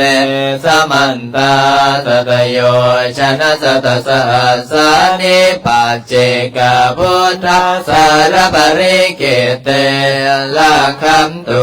สุราคันตุอิมัสสมิงมงคลจักรวาลทั้งแปดทิศประสิทธิจงมาเป็นละกำแพงแก้วดันเจสานมาป้องกันล้อมร้อมรอบกอบตัวอนัตตาลาสเสมานาเกเตสมันตาสัตโยชนะสัตสหสานิสังฆาชารปริเกเตราคันตุสุราคันตุสัมปจิสามินาสังสีโมภมมาจมาเทวาสเพยคาปรยันติภมมาจมาเทวาพิลาภาภวันตุเมมะปุญโญมหาราโภภวันตุเมมิเตภะโหติพุทธมะอุณโมพุทธายาวิลาทโยวิรโคนายังวิรายิงสาวิลาทัสสีวิลาทัสสาวิลาอิติโยปุรสะมันนิมามาปุรสะสวะโห มสามปฏิสามีเพ่งเพ่งบาบาเลือเลือสามปฏิสามีนาสันสีโมพมมาจะมาเทวาสาเพยคาปรยันติพมมาจะมาเทวาอภิลามาภวันตุเมมาปุญโยมาลาโมภวันตุเมมิเตปะโหอาติพุทธามาอุนัมโมพุทธายาวิลาตโยวิลโคนายังวิลาอิงสาวิลาตาสีวิลาตาสาวิลาอิทิโยปุรัสสะมานิมามาปุรัสสะสมโหธรรมติสานิเพ่งเพ่งบาบาเลเลสามปฏิสามีนาสันสีโมพมมาจะมาเทวาสเพยคาปลายันติพมมาจะมาเทวาพิลาภาภวันตุเมมาปุญโยมาระโมภวันตุเมมิเตภะโหติพุทธามาอุนะโมพุทธายาวิลาทโยวิลโกนายังวิลาอิงสาวิลาทสีวิลาทสาวิลาอิทิโยปุรัสสะมานิมามาปุรัสสะสมโหสามปฏิสามีเพ่งเพ่งบาบาเลเลสามปฏิสามีนาสังสีโมพมมาจะมาเทวาสเปยคาปรยันติพมมาจะมาเทวาพิลาภาภวันตุเมมาปุญโยมาราโภภวันตุเมมิเตภะโหเทพุทธามาอุนะโมพุทธายาวิลาทโยวิลโคนายังวิลาอิงสาวิลาทสีวิลาทสาวิลาอิทิโยปุรัสสะมานิมามาปุรัสสะสมโหสามปฏิสามีเพ่งเพ่งบาภาเลือเลือสามปฏิสามีนาสันสีโมพมมาจะมาเทวาสเพยคาปรายันติพมมาจะมาเทวาพิลาภาภวันตุเมมาปุญโยมาราโภภวันตุเมมิเตมะโหติพุทธามาอุนะโมพุทธายาวิลาทโยวิลโคนายังวิราอิงสาวิลาทสีวิลาทสาวิลาอิทิโยปุรัสสะมานิมามาปุรัสสะสวโหมสามปฏิสามีเพ่งเพ่งบาบาเลือเลือสามปฏิสามีนาสันสีโมพมมาจะมาเทวาสเพยคาปรายันติพมมาจะมาเทวาอภิลาภาภวันตุเมมาปุญโยมาลาโภภวันตุเมมิเตภะโห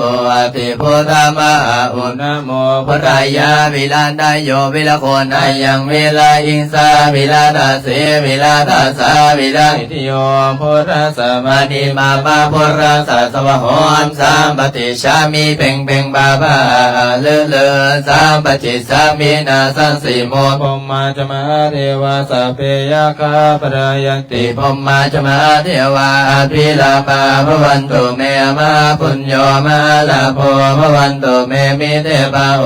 ติพุทธามาอุนะโมพุทธายาวิลาทโยวิลโคนายังวิลาอิงสาวิลาทสีวิลาทสาวิลาอิทิโยปุรัสสะมานิมามาปุรัสสะสวโหมสามปฏิสามีเพ่งเพ่งมาภา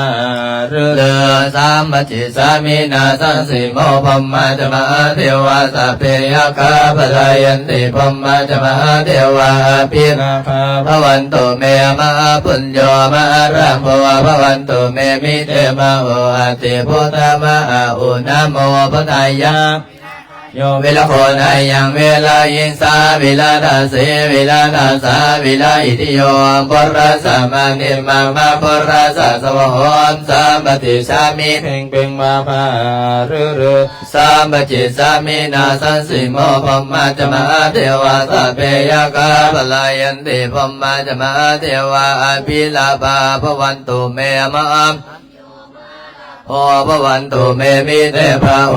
ติพุทธามาอุนะโมพุทธายาวิลาทโยวิลโคนายังวิลาอิงสาวิลาทสีวิลาทสาวิลาอิทิโยปุรัสสะมานิมามาปุรัสสะสวโหมสามปฏิสามีเพ่งเพ่งบาภา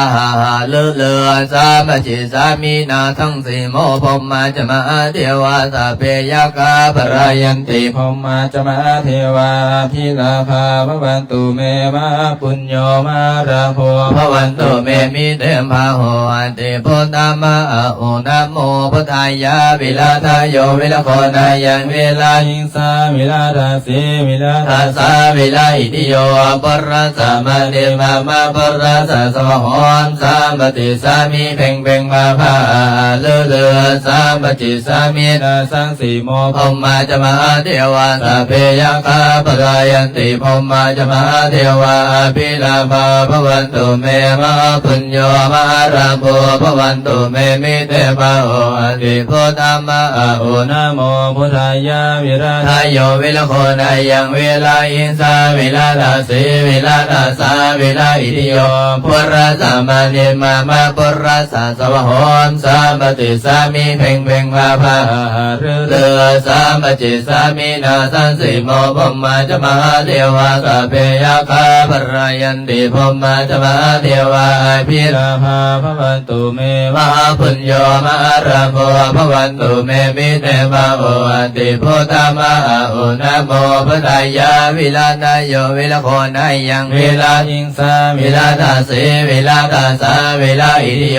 ปุรัสสะมะเนมะมะปุรัสสะสวะหอนสามปฏิสามิเพ่งเพ่งมาภาเรสามปฏิสามินาตันสิโมพมมาจะมาเทวาสัพเพยคาปรายันติพมมาจะมาเทวาภิลาภาภวันตุเมมะปุญโญมาระโพภวันตุเมมิเตปะโอติพุทธามะโอนะโมพุทธายะวิลาทายโยวิลโคนายังเวลาหิงสาวิลาทาสีวิลาทาสาวิลาอิติโยปรัสสะมะนิมะมะปรัสสะสวะหอนสามปฏิสามิเพ่งเพ่งมาภาเลือเลือสามปฏิสามินาสันสิโมพมมาจะมาเทวาสัพเพยคาปรายันติพมมาจะมาเทวาภิลาภาภวันตุเมมะปุญโญมาระโพภวันตุเมมิเตปะโหติพุทธามะโอนะโมพุทธายะวิลาทายโยวิลโคนายังเวลาอิงสาวิลาทาสีวิลาทาสาวิลาอิติโยปุรัสสะมะเนมะมะปุรัสสะสวะหอนสาปฏิสามิเพ่งเพ่งมาภาเรสามปฏิสามินาสันสิโมพมมาจะมาเทวาสัพเพยคาปรายันติพมมาจะมาเทวาภิลาภาภวันตุเมมะปุญโญมาระโพภวันตุเมมิเตปะโหติพุทธามะโอนะโมพุทธายะวิลาทายโยวิลโกนายังวิลาหิงสาวิลาทาสีวิลาทาสาวิลาอิติโยปุรัสสะมะนิมะมะปุรัสสะสวะหอนสามปฏิสามิเพ่งเพ่งมาภาเลือเลือสามปฏิสามินาสังสิโมพมมาจะมาเทวาสัพเพยคาปลายันติพมมาจะมาเทวาภิลาภาภวันตุเมมะปุญโญมาระโพภวันตุเมมิเตปะโอติพุทธามะโอนะโมพุทธายะวิลาทายโยวิลโกนายังเวลาหิงสาวิลาทาสีวิลาทาสาวิลาอิติโยปุรัสสะมะเนมะมะปุรัสสะสวะหอนสามปฏิสามิเพ่งเพ่งมาภาเลือเลือสามปฏิสามินาสันสิโมพมมาจะมาเทวาสัพเพยคาปรายันติพมมาจะมาเทวาภิลาภาภวันตุเมมะปุญโญมาระโพภวันตุเมมิเตปะโหติพุทธามะโอนะโมพุทธายะวิลาทายโยวิลโกนายังเวลาหิงสาวิลาทาสีวิลาทาสาวิลาอิติโยปุรัสสะมะเนมะมะปุรัสสะสวะหอนสามปฏิสามิเพ่งเพ่งมาภาเลือเลือสามปฏิสามินาสังสิโมพมมาจะมาเทวาสัพเพยคาปลายันติพมมาจะมาเทวาภิลาภาภวันตุเมมะปุญโญมาระโพภวันตุเมมิเตปะโหติพุทธามะโอนะโมพุทธายะวิลาทายโยวิลโกนายังเวลาหิงสาวิลาทาสีวิลาทา ตัสสะวิลาอิติโยปุระสะมาดิมามาปุระสะสวะโหนสามปฏิสามิเพ่งเพ่งมาปะเลอเลอสามปฏิสามินาสัสสิโมพมมาจมาเทวาสัพเพยะคาปรายยันติพมมาจมาเทวาอภิลามาภวันตุเมมหาปุญโญมหารามโมภวันตุเมมิเตมาโอติโพธามาโอนะโมพุทธายาวิลาทายโยวิลาโกนายังเวลาเยนสาวิลาราสีวิลาทัสสาวิราอิทิโยปุระสะมาเนมามาปุระสะโสโหนสามปฏิสามิเพ่งเพ่งมาปะเลอเลอสามปฏิสามินาสัสสิโมพมมาจมาเทวาสัพเพยะคาปรายันติพมมาจมาเทวาอภิลาภาภวันตุเมมหาปุญโญมหาราโภภวันตุเมมิเตปะโอติโพธามาอุนะโมพุทธายาวิลาทายโยวิลาโคนายังวิรายิงสาวิลาทัสสีวิลาทัสสาวิลาอิติโยปุระสะมาเนมามาปุระสะสวะโหนสามปฏิชามิเพ่งเพ่งมาปะเลอเลอสามปฏิสามินาสัสสิโมพมมาจมาเทวาสัพเพยะคาปลายันติพมมาจมาเทวาอภิลาภาภวันตุเมมหาปุญโญมหาลาโภภวันตุเมมิเตปะโอติโพธามาอุนะโมพุทธายาวิลาทายโยวิลาโคนายังวิรายิงสาวิลาทัสสีวิลาทัสสาวิลาอิติโยปุระสะมาเดมามาปุระสะสวะโหนสามปฏิชามิเพ่งเพ่งมาปะเรือเลือสามปฏิชามินาสัสสิโมพมมาจมาเทวาสัพเพยะคาปลายันติพมมาจมาเทวาอภิลาภาภวันตุเมมหาปุญโญมหาราโภภวันตุเมมิเตปะโหติโพธามาอุนะโมพุทธายาวิลาทายโยวิลาโคนายังเวลาอิงสาวิลาทัสสีวิลาทัสสาวิลาอิทิโยปุระสะมานิมามาปุระสะสวะโหนสามปฏิชามิเพ่งเพ่งมาปะเลอเลอสามปฏิสามินาสังสีโมพมมาจมาเทวาสัพเพยะคาปรายันติพมมาจมาเทวาอภิลาภาภวันตุเมมหาปุญโญมหาลาโภภวันตุเมมิเทปะโอติโพธามาอุนะโมพุทธายาวิลาทายโยวิลาโคนายังเวลาหิงสาวิลาทัสสีวิลาทัสสาวิลาอิติโยปุระสะมานิมามาปุระสะสวะโหนสามปฏิชามิเพ่งเพ่งมาปะเรือเรือสามปฏิสามินาสัสสิโมพมมาจมาเทวาสัพเพยะคาปรายันติพมมาจมาเทวาอภิลาภาภวันตุเมมหาปุญโญมหาราโภภวันตุเมมิเตปะโหติโพธามาอุนะโมพุทธายาวิลาทายโยวิลาโคนายังเวลาหิงสาวิลาทัสสีวิลาทัสสาวิลาอิติโยปุระสะมานิมามาปุระสะสวะโหนสามปฏิชามิเพ่งเพ่งมาปะเลอเลอสามปฏิชามินาสันสิโมพมมาจมาเทวาสัพเพยะคาปรายันติพมมาจมาเทวาอภิลาภาภวันตุเมมหาปุญโญมหาราโภภวันตุเมมิเตปะโอติโพธามาอุนะโมพุทธายาวิลาทายโยวิลาโคนายังเวลาอิงสาวิลาทัสสีวิลาทัสสาวิลาอิติโยปุระสะมานิมามาปุระสะสวะโหนสามปฏิสามิเพ่งเพ่งมาปะ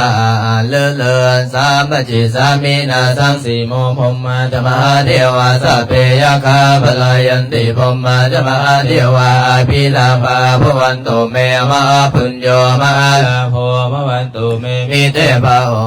ติโพธามาอุนะโมพุทธายาวิลาทายโยวิลาโคนายังเวลาอิงสาวิลาทัสสีวิลาทัสสาวิลาอิติโยปุระสะมานิมามาปุระสะสวะโหนสามปฏิชามิเพ่งเพ่งมาปะเรือเรือสามปฏิสามินาสันสิโมพมมาจมาเทวาสัพเพยะคาปรายันติพมมาจมาเทวาอภิลาภาภวันตุเมมหาปุญโญมหาราโภภวันตุเม ภาวติโพธามาโอนะโมพุทธายาวิลาทายโยวิลาโคนายังเวลาอิงสาวิลาตาเสวิลาตาสาวิลาอิติโย พุทธสัมมานิมาบาพุทธสัสวะโหมสามปฏิสามีเพ่งเพ่งมาภาเรือเรือสามปฏิสามีนาสังสีโมพมมาจะมาเทวาสัพเพยาคาปรายันติพมมาจะมาเทวาภิลาภาภวันตุเมมะปุญโยมาราโภมวันตุเมมิเตภาโหติพุทธามาอุณโมปุรายาวิลาดายโยวิลโกนายังเวลายิงสาวิลาดาสีวิลาดาสาวิลาอิติโยปุระสัมมานิมามาปุระสัสวะโหมสาปฏิสามีเพ่งเพ่งมาภาเรือสามปฏิสามีนาสันสิโมพมมาจะมาเทวาสัพเพยาคาปลายันติพมมาจะมาเทวาภิลาภามวันตุเมวะปุญโยมาอารัมโภภวันตุเมมิเตภาโหติโพธามาโอนะโมพุทธายาวิลาดาโยวิลโคนายังวิลายิงสาวิลาดาสีวิลาดาสาวิลาอิทิโยพุทธสัมมานิมามาปุระสัสวะโหมสามปฏิชามีเพ่งเพ่งมาภาหาเลือเลือสามปฏิสามีนาสังสีโมพมมาจะมาเทวาสัพเพราคาปลายันติพมมาจะมาเทวาภิลาภาภวันตุเมมะปุญโยมาราโภภวันตุเมมิเตภาโหติพุทธามาอุณโมพุทธายาวิลาดาโยวิลโกนายังวิลายิงสาวิลาดาสีวิลาดาสาวิลาอิทิโยพุทธสัมมานิมามาพุทธสัสวะโหมสามปฏิสามีเพ่งเพ่งมาภาเลือเลือสามปฏิสามีนาสันสีโมพมมาจะมาเทวาสัพเพยาคารายันติพมมาจะมาเทวาภิลาภาภวันตุเมมะปุญโยมาลาโภภวันตุเมมิเตภาโห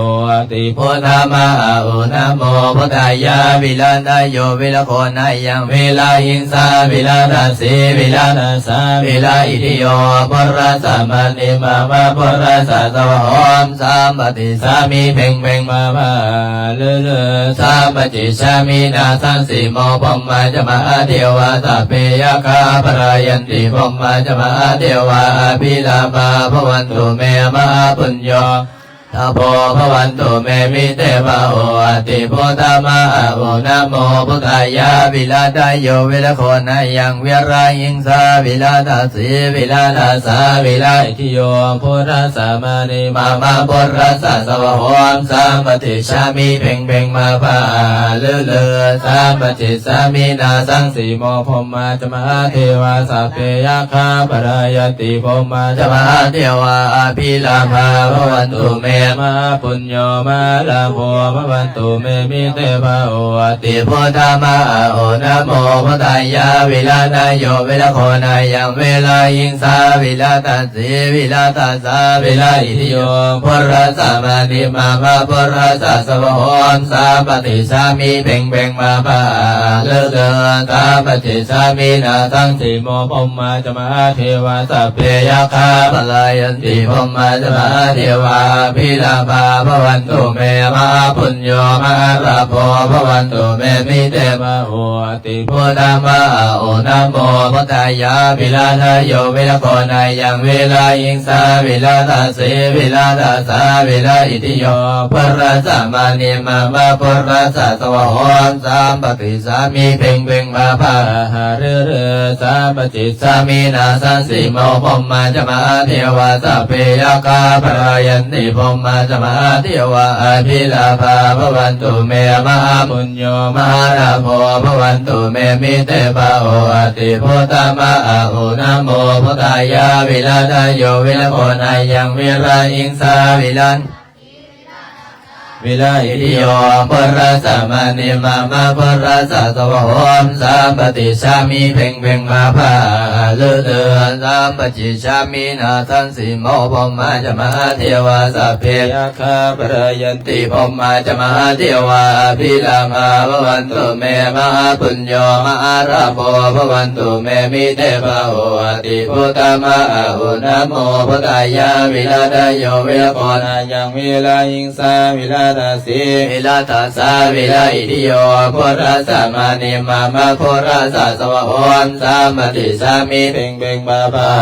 เลือเลอสามจิตสามินาสังสีโมพมมาจะมาเทวาสัพเพยคาปรายันติพมมาจะมาเทวาอภินาภาพวันตุเมมหาปุญโยมหาระโมพวันตุเมมิเทปะโหติโพธามหาอุณโมพุทธายะวิลานายโยวิลโคนายังวิลาอิงสาวิลาทัสสีวิลาทัสสาวิลาอิติโยพุทธัสสะมานิมามาพุทธัสสะสวะโหมสามติชามิเพ่งเพ่งมาภาเลือเดินสามจิตสามินาสังสีโมพมมาจะมาเทวาสัพเพยคาปลายันติพมมาจะมาเทวาภิธามาพวันตุเมมหาปุญโยมหาระโมพวันตุเมมิเตปะโหติโพธามหาโอนะโมพุทธายะวิลาทโยวิลโคนายังวิลาอิงสาวิลาทัสสีวิลาทัสสาวิลาอิติโยพุทธัสสะมานิมามาพุทธัสสะสวะโหนสามติชามิเพ่งเพ่งบาบา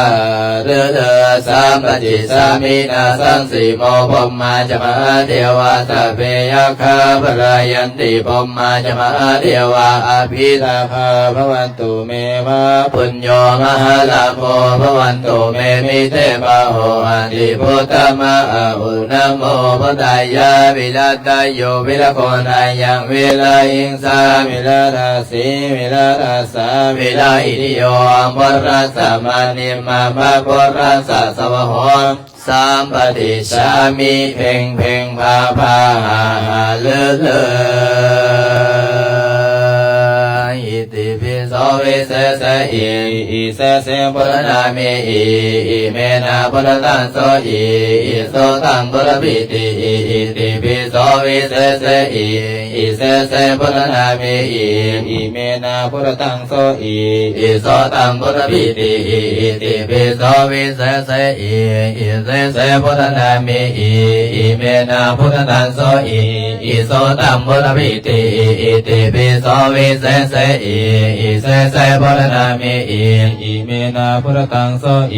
อิโสตังพุทธปิติอิติปิโสวิเศษ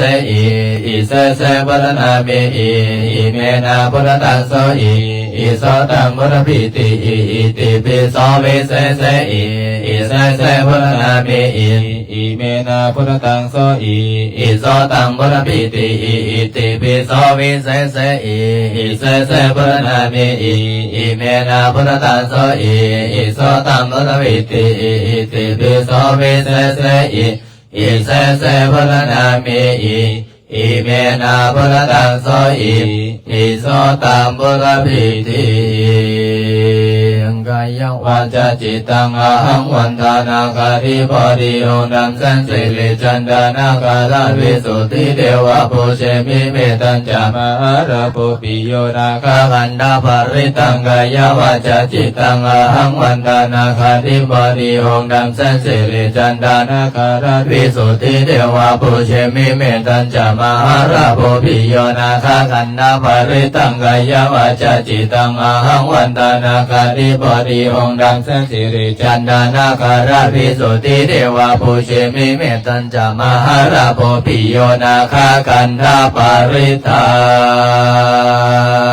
งข้าพเจ้าระลึกถึงคุณพระพุทธเจ้าคุณพระธรรมคุณพระสงฆ์บิดามารดาครูบาอาจารย์จงบันดลบันดาลให้ใจของข้าพเจ้า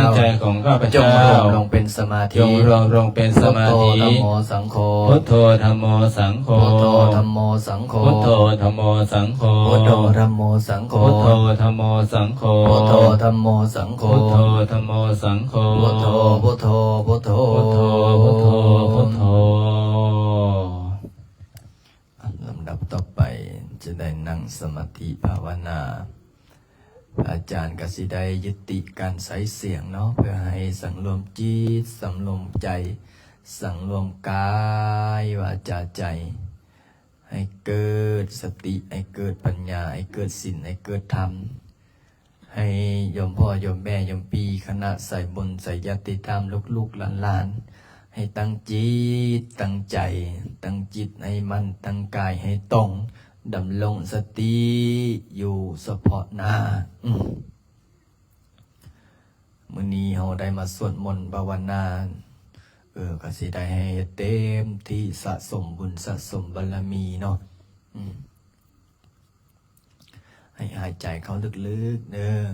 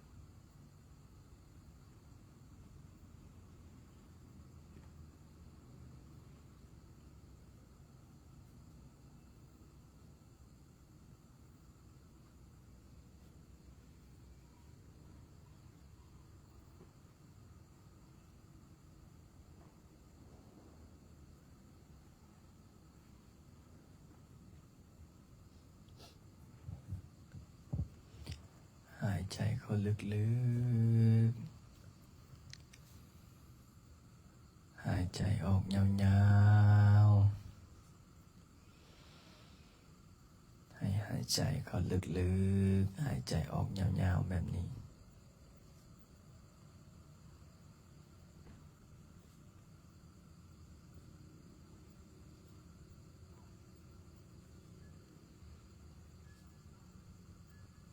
ตั้งจิตตั้งใจ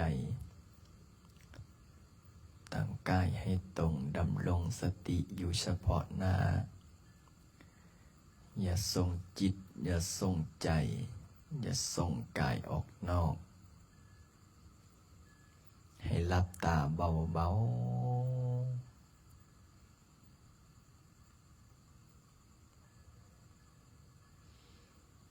มื้อนี้เราได้มานั่งสมาธิได้มาสวดมนต์ได้มาหัดศีลได้มาภาวนาได้มาปฏิได้มาปฏิบัติสะสมบุญสะสมบารมีทำทานกับผู้มีบุญลงทุนกับผู้มีทรัพย์เฮาย่อมเจริญพอออกไม่ออกได้มาสวดมนต์ได้มาประพฤติได้มาปฏิบัติอยู่วัดป่าบุญนาลินนาคารามบ้านนายางเมืองนาไซทองนครหลวงเวียงจันทน์เฮาย้อนนึกถึงตอนเฮามาไม่ออกบ่ออกพระอาจารย์ในดึกกลางคืนใน11-12 โมง1 โมง 2 โมงกลางคืนพระอาจารย์ลงมานั่งสมาธิอยู่นี่นะพระอาจารย์กับพิจารณาโอ้ยสมัยแต่ก่อนนะบ่คิดบ่ฝันว่าสิเป็นวัดบ่คิดบ่ฝันว่าสิมีออกตนญาติโยมสิมาถือศีลปฏิบัติธรรมมาครั้งแรกๆมาพักอยู่นี่มาสั่นข้าวเยอะเฮือนเหลืองแม่กาพอสมบูรณ์พ่อวันใสแม่เพชรแม่บิงโจคณะใส่บุญสยติธรรมเสร็จเรียบร้อยก็มีออกตนญาติโยมทยอยกันมาโดยเฉพาะคุมประธานบริษัทเดอะฟินิกซ์เขาประธานวุฒิลักมาทีละคน2 คนเอาเสื้อมาเจิมมากับบ่แม่นมาธรรมดาถ่ายลงเฟซกับบ่กล้าถ่ายมันดังเดี๋ยวเขาบ่ออกสอนเพชรไม่ออกคำแก้วก็ลักมาจอบมานะยันดังถ่ายลงเฟซกับบ่กล้าถ่ายได้ตนมาลีมาพักมาเศร้าอยู่นี่โอ้ยพอมาเป็นวัดเป็นว่าก็เลยถามในบ้านถามศิริวัตรบ้านว่าโอ้สร้างวัดสร้างว่าอยู่นี้ได้บ่ว่าทางบ้านก็โอ้ก็ยกมือสุดซอกกันเนาะมาพัฒนามาสร้างมาสาพาออกตนญาติโยมถือศีลปฏิบัติธรรมนะพากันมาย่างปลาเล่าเยอรมันแถวนี้เยียบน้ำเยียบมาโอ้ขวกขาขกคักช่วงแล้งดินกับดินแห้งพอตกยามฝนไม่ออกเอ้ยเป็นตงมีเวลามีโอกาสสิเล่าคักๆบัดหนึ่งให้ออกตนญาติโยมฟังพนละเดี๋ยวให้แล้วศาลาเฮ็ดสถานที่เฮาคืบหน้าเฮาอธิษฐานเบิ่งเด้อโยมพ่อโยมแม่โยมพี่เฮาได้มาสร้างตั้งแต่เริ่มต้นนะอันนี้เฮาสร้างเองได้อันนี้นะไม่ออกบ่แม่นเฮาไปสร้างสร้อยเข่าได้อันนี้นะเป็นวัดของเฮาสร้างได้โยมพ่อโยมแม่คิดเบิ่งไหมเป็นวัดของเฮาสร้างได้ถ้าเฮาไปร่วมวัดอื่นเนี่ยเขาสร้างมาก่อนพุ่นละ400-500 ปีบางวัดก็เป็น1,000 ปีเนี่ยอันนี้เฮาสร้างกับมือคือกับเฮือนคือกับศาลคือกับบริษัทคือกับเวียกงานหน้าที่ของเฮาได้บ่ออกไม่ออกเฮาสร้างกับตีนกับมือเฮาได้กินได้ทานได้บริจาคผู้สิบผู้ห้าเฮาเริ่มมาบุกเบิกตอนนี้ยังได้ซ้ำนี้เฮาลองคิดเบิ่งอนาคตข้างหน้าอีก10 ปีข้างหน้า20 ปีข้างหน้ามีพระพุทธรูปใหญ่ 30 ปีข้างหน้ามีพระธาตุเจดีย์40 ปีข้างหน้ามีอาคารแต่บอกคิดอ่อน50 ปีเดี๋ยวไม่ออกเดี๋ยวบางคนก็คือสิบ่ฮอดปานนั้นนั่นแหละเฮาคิดเบิ่งแล้วโอ้ยอิ่มบุญอิ่มกุศลเอาวะเฮาเกิดมาชาตินี้เฮาใช้ชีวิตคุ้มค่าล่ะได้มาสร้างบุญสร้างกุศลสร้างบุญสร้างบารมีถึงแม้บ่ร่ำบ่รวยถึงแม้บ่มีเงินบ่มีทองคำคูณร่ำรวยคือเขาก็แล้วแต่ได้มีจิตศรัทธาได้แปะได้ห้อยเห็นบ่ออกต้นยันโยมนะจองเสาสร้างศาลาเห็นบ่อยู่ข้างๆนี่นะได้กินได้ทานโอ้ยสุดอกสุดใจเฮ็ดแท้ทำจริงเฮ็ดทั้งเว้นทั้งคืนเนี่ยพระอาจารย์เนี่ยบอกว่าพอออกไม่ออกมาเห็นแล้วก็ภูมิอกภูมิใจยกมือสุดศอกเพราะว่าภูมิอกภูมิใจพระอาจารย์ว่าเอาเด้อพอออกไม่ออกเด้ออยากจะเป็นเจ้าภาพอยากเป็นเจ้าศรัทธาเสาตนละ25,000พอแต่บอกปุ๊บพอออกไม่ออกโอ้ยจองขน้อยกับจองพุ่นนั่นกับจองเฮ็ดไปให้มายังเหลือแต่2 ตนสุดท้ายให้ไปให้มายังเหลือแต่2 ตนสุดท้ายอันนี้ก็ยังคณะบ่ทันได้บอกผู้ใดจริงจังได้เนี่ยยานสายบุญเฮาบ่ได้เป็นเจ้าภาพเหลือ2 ต้นสุดท้ายบัดนี้ต้นก็บ่แม่นต้นธรรมดาไม่ออกต้นเสาไม้แคนพุ่นน่ะถ้าภาษาไทยเอิ้นว่าตะเคียนทองเป็นไม้ค้ำไม้คูนไม้ล่ำไม้รวยเขาเจ้าเสื้อถือจักจำได้อีกซ้ำเสื้อถือไปกราบไปไหว้ไปนบบูชาผู้ใดนี่แหละเสานี่กับพระอาจารย์ก็เลยบอกโอ้ยดีอกดีใจแล้วพอออกไม่ออกครับเป็นเจ้าภาพเจ้าศรัทธา10 กว่าตนแล้วยังเหลือ2 ตนสุดท้ายบางคนก็ฮับเป็นเจ้าภาพ3 ตนพุ่นน่ะโอ้ยอุทิศบุญกุศลให้เจ้ากรรมนายเวรอุทิศบุญกุศลให้บิดามารดานะ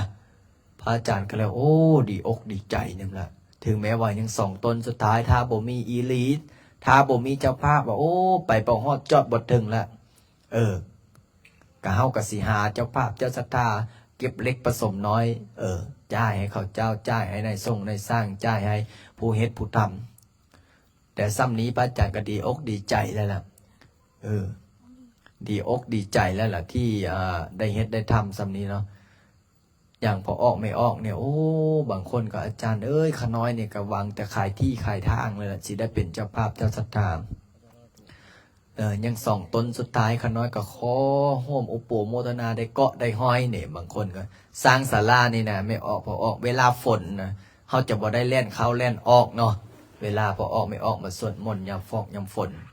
เพราะฉะนั้นแล้วพอออกไม่ออกเด้อมื้อนี้มาสวดมนต์มาถือศีลมาปฏิบัติธรรมมาภาวนากลับไปนี้มื้ออื่นก็ขอให้มีโชคมีลาภ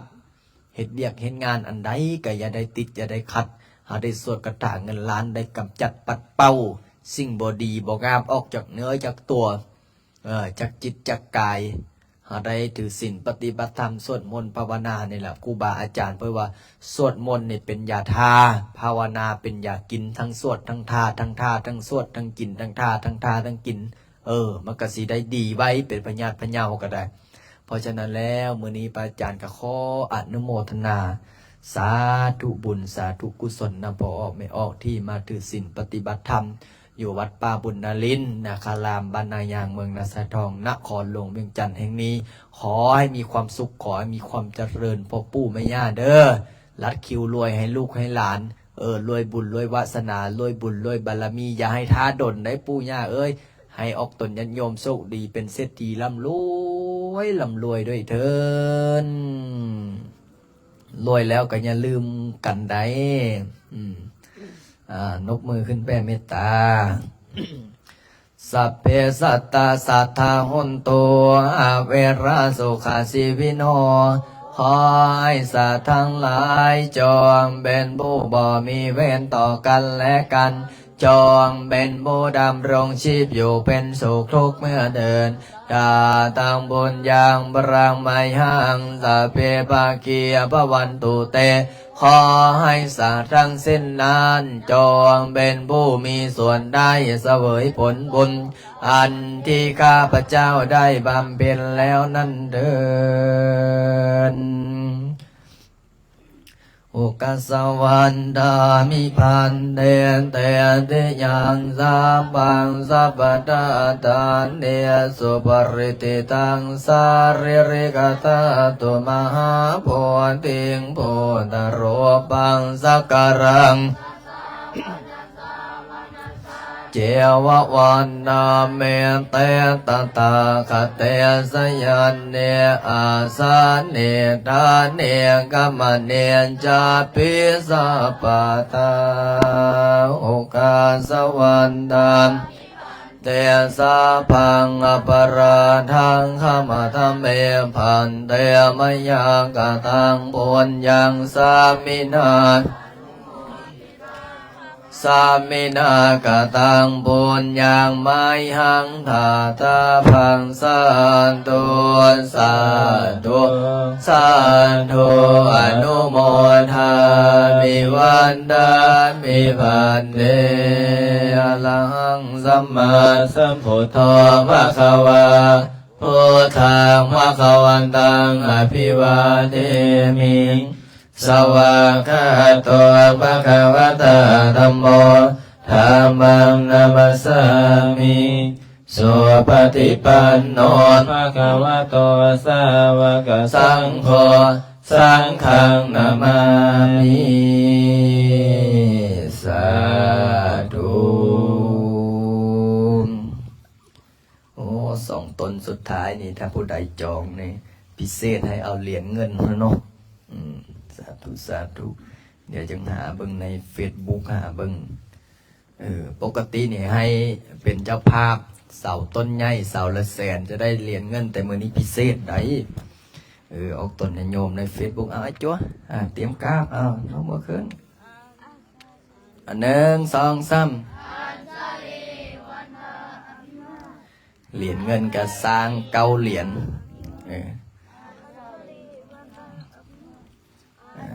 ตนโยมใน Facebook พระพุทธใดพอออกไม่ออกเตรียม1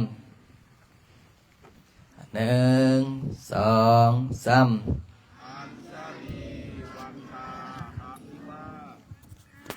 สวดมนต์วันพฤหัสวันนี้ญาติโยมมาสวดมนต์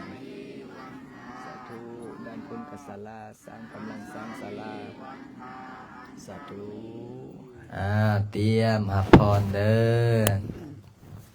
เตรียมน้ำยงน้ำญาติได้บ่แม่นเวลาว่าเอาญาติน้ำมันเล่นซ้ายเล่นขวา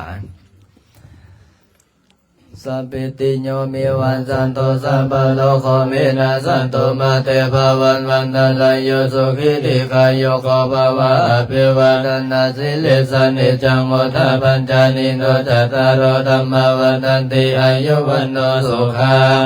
ภารังญาตินามดุขปัตตาจนิทุกขปยปัตตาจนิปยโสขปัตตาจนิโสขวุนตุสัพเพปิปานิโนเอตวัตตาจามเลสัพพะธัมโมยสัมปทันสัพเพเทวะอนุโมทันตุเมตังกัลโลนะโมทุตตะอุเปกขสัพเพสัตตาสุขิตาหุนตุสัพเพสัตตาเวลาหุนตุสัพเพสัตตาปยปัสสะหุนตุสัพเพสัตตานิกาวันโตสัพเพสัตตาสุขีอัตตาปริหารันโตสุขีสุขีสาธุโอ้ดีอกดีใจนั่นแหละพอออกไม่ออกสวดมนต์มาสวดมนต์ทุกมื้อของวันพฤหัสอนาคตข้างหน้านี่เจ้าคิดบ้างไหมไม่ออกสวดมนต์อยู่นี่ปุ๊บสุบ1 โต๊ะเสาเข็มปึ้งอย่างพุ่นสร้างพระเจ้าใหญ่พระอาจารย์ว่าสิให้เบิ้งพระเจ้าใหญ่ยังแต่ก็ยังเอกสารบ่ทันแล้วก็เลยบ่อยากเอาให้เบิ้งยานภาพมันหลุดเดี๋ยวเขาบอกโอ้อาจารย์เอาเงินมาใส่สร้างเขากับบ่มีเงินเนาะเขาก็อันนั้นซื่อๆแต่เฉพาะเขาออกแบบก็ไม่ออก150,000พุ่นน่ะเฉพาะค่าออกแบบเต็มหูปืดไปปืดมาซื่อๆได้น่ะก็เลยบอกว่าเดี๋ยวสิเบิ้งพิเศษได้ลืมเนาะเดี๋ยวสิให้อาจารย์บุไลเอาโปรเจคเตอร์มาให้เบิ่งภาพพระเจ้าระว่างขึ้นเฮ็ดบันไดขึ้นกับบ่เฮ็ดบันไดขึ้นนี่อันใดดีกว่ากันเดี๋ยวมีโอกาสเดี๋ยวสิให้ไม่ออกเบิ่ง อาจจะเริญพรเนาะออกตนโยมทาง Facebook ตอนนี้เจ้าภาพเหรียญเจ้าภาพเสายังเหลือ2 ต้นถ้าโยมพ่อโยมแม่โยมพี่ท่านไหนเป็นเจ้าภาพเดี๋ยวพิเศษจะมีเหรียญเป็นที่ระลึกให้เนาะเป็นเหรียญเงินเป็นเหรียญเงินยังเหลือ2ต้นสุดท้ายโยมพ่อโยมแม่ถ้าญาติโยมท่านไหนรับเป็นเจ้าภาพเนาะก็จะมีเหรียญเงินเป็นที่ระลึกเหรียญพระเจ้าองค์ดำเนาะเหรียญพระเจ้าองค์ดำที่พระอาจารย์ได้สร้างนะพระเจ้าองค์ดำนำโชคพอดีว่าสร้างแต่9 เหรียญเท่านั้นพิเศษของพอออกบุตรนี่เหรียญทองคำได้นี่จองเรียบร้อยแล้วพอออกไม่ออกเหรียญทองคำตอนนี้ก็มีคนจองเข้ามาเมิดแล้วเด้อเหรียญทองคำปิดแล้วเหรียญทองคำนี่เมิดแล้วยังเหลือแต่เหรียญเงินเหรียญเงิน9 เหรียญแต่ถ้าพิเศษญาติโยมท่านไหนที่จองเสาตอนนี้เนาะยังเหลือ2 ต้นสุดท้ายเสาต้นละเท่าไหร่25,000เลยว่าถ้าคิดเป็นเงินกีบกับ15 ล้านกีบนะสาธุอันนี้มันยังอันนี้โอ้น้ำมาถวายสาธุเอาสาธุบุญนำเด้ออันนี้มันยังน้ำอันนี้เนาะสาธุโอ้ยจั่วไม่ออกเพิ่นมีเจเล่มาแจกไหนเบิ่งก่อนเจ้าภาพเบิ่งหาสาธุอนุโมทนาบุญเด้อไม่ใหญ่เด้อสาธุมังคันญาติธรรมญาติโยมเข้ามารับชมถ้าโยมพ่อโยมแม่โยมพี่ท่านไหนอยากให้เป็นเจ้าภาพเสาเนาะเสาศาลาเสาศาลาต้นละ25,000โอ้มันบ่แจ้งเตือนเฟซเอา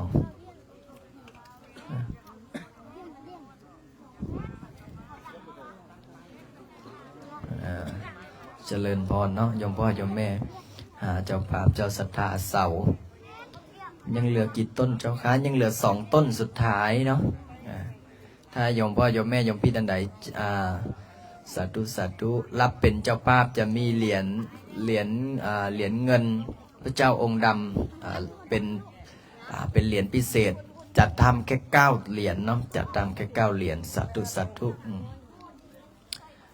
ตอนนี้ก็ทักทายใน Facebook เป็นจะได้เฮาส่งนี้สาธุเป็นยังได้ได้ล่ะยี่ดีมีแห้งนี่เนาะ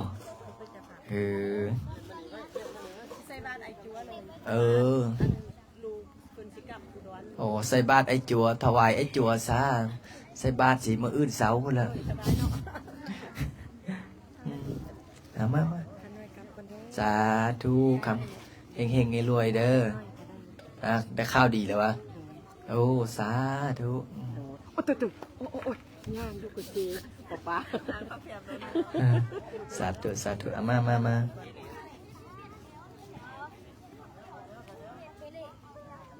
ขออนุญาตปิดไลฟ์ก่อนเด้อ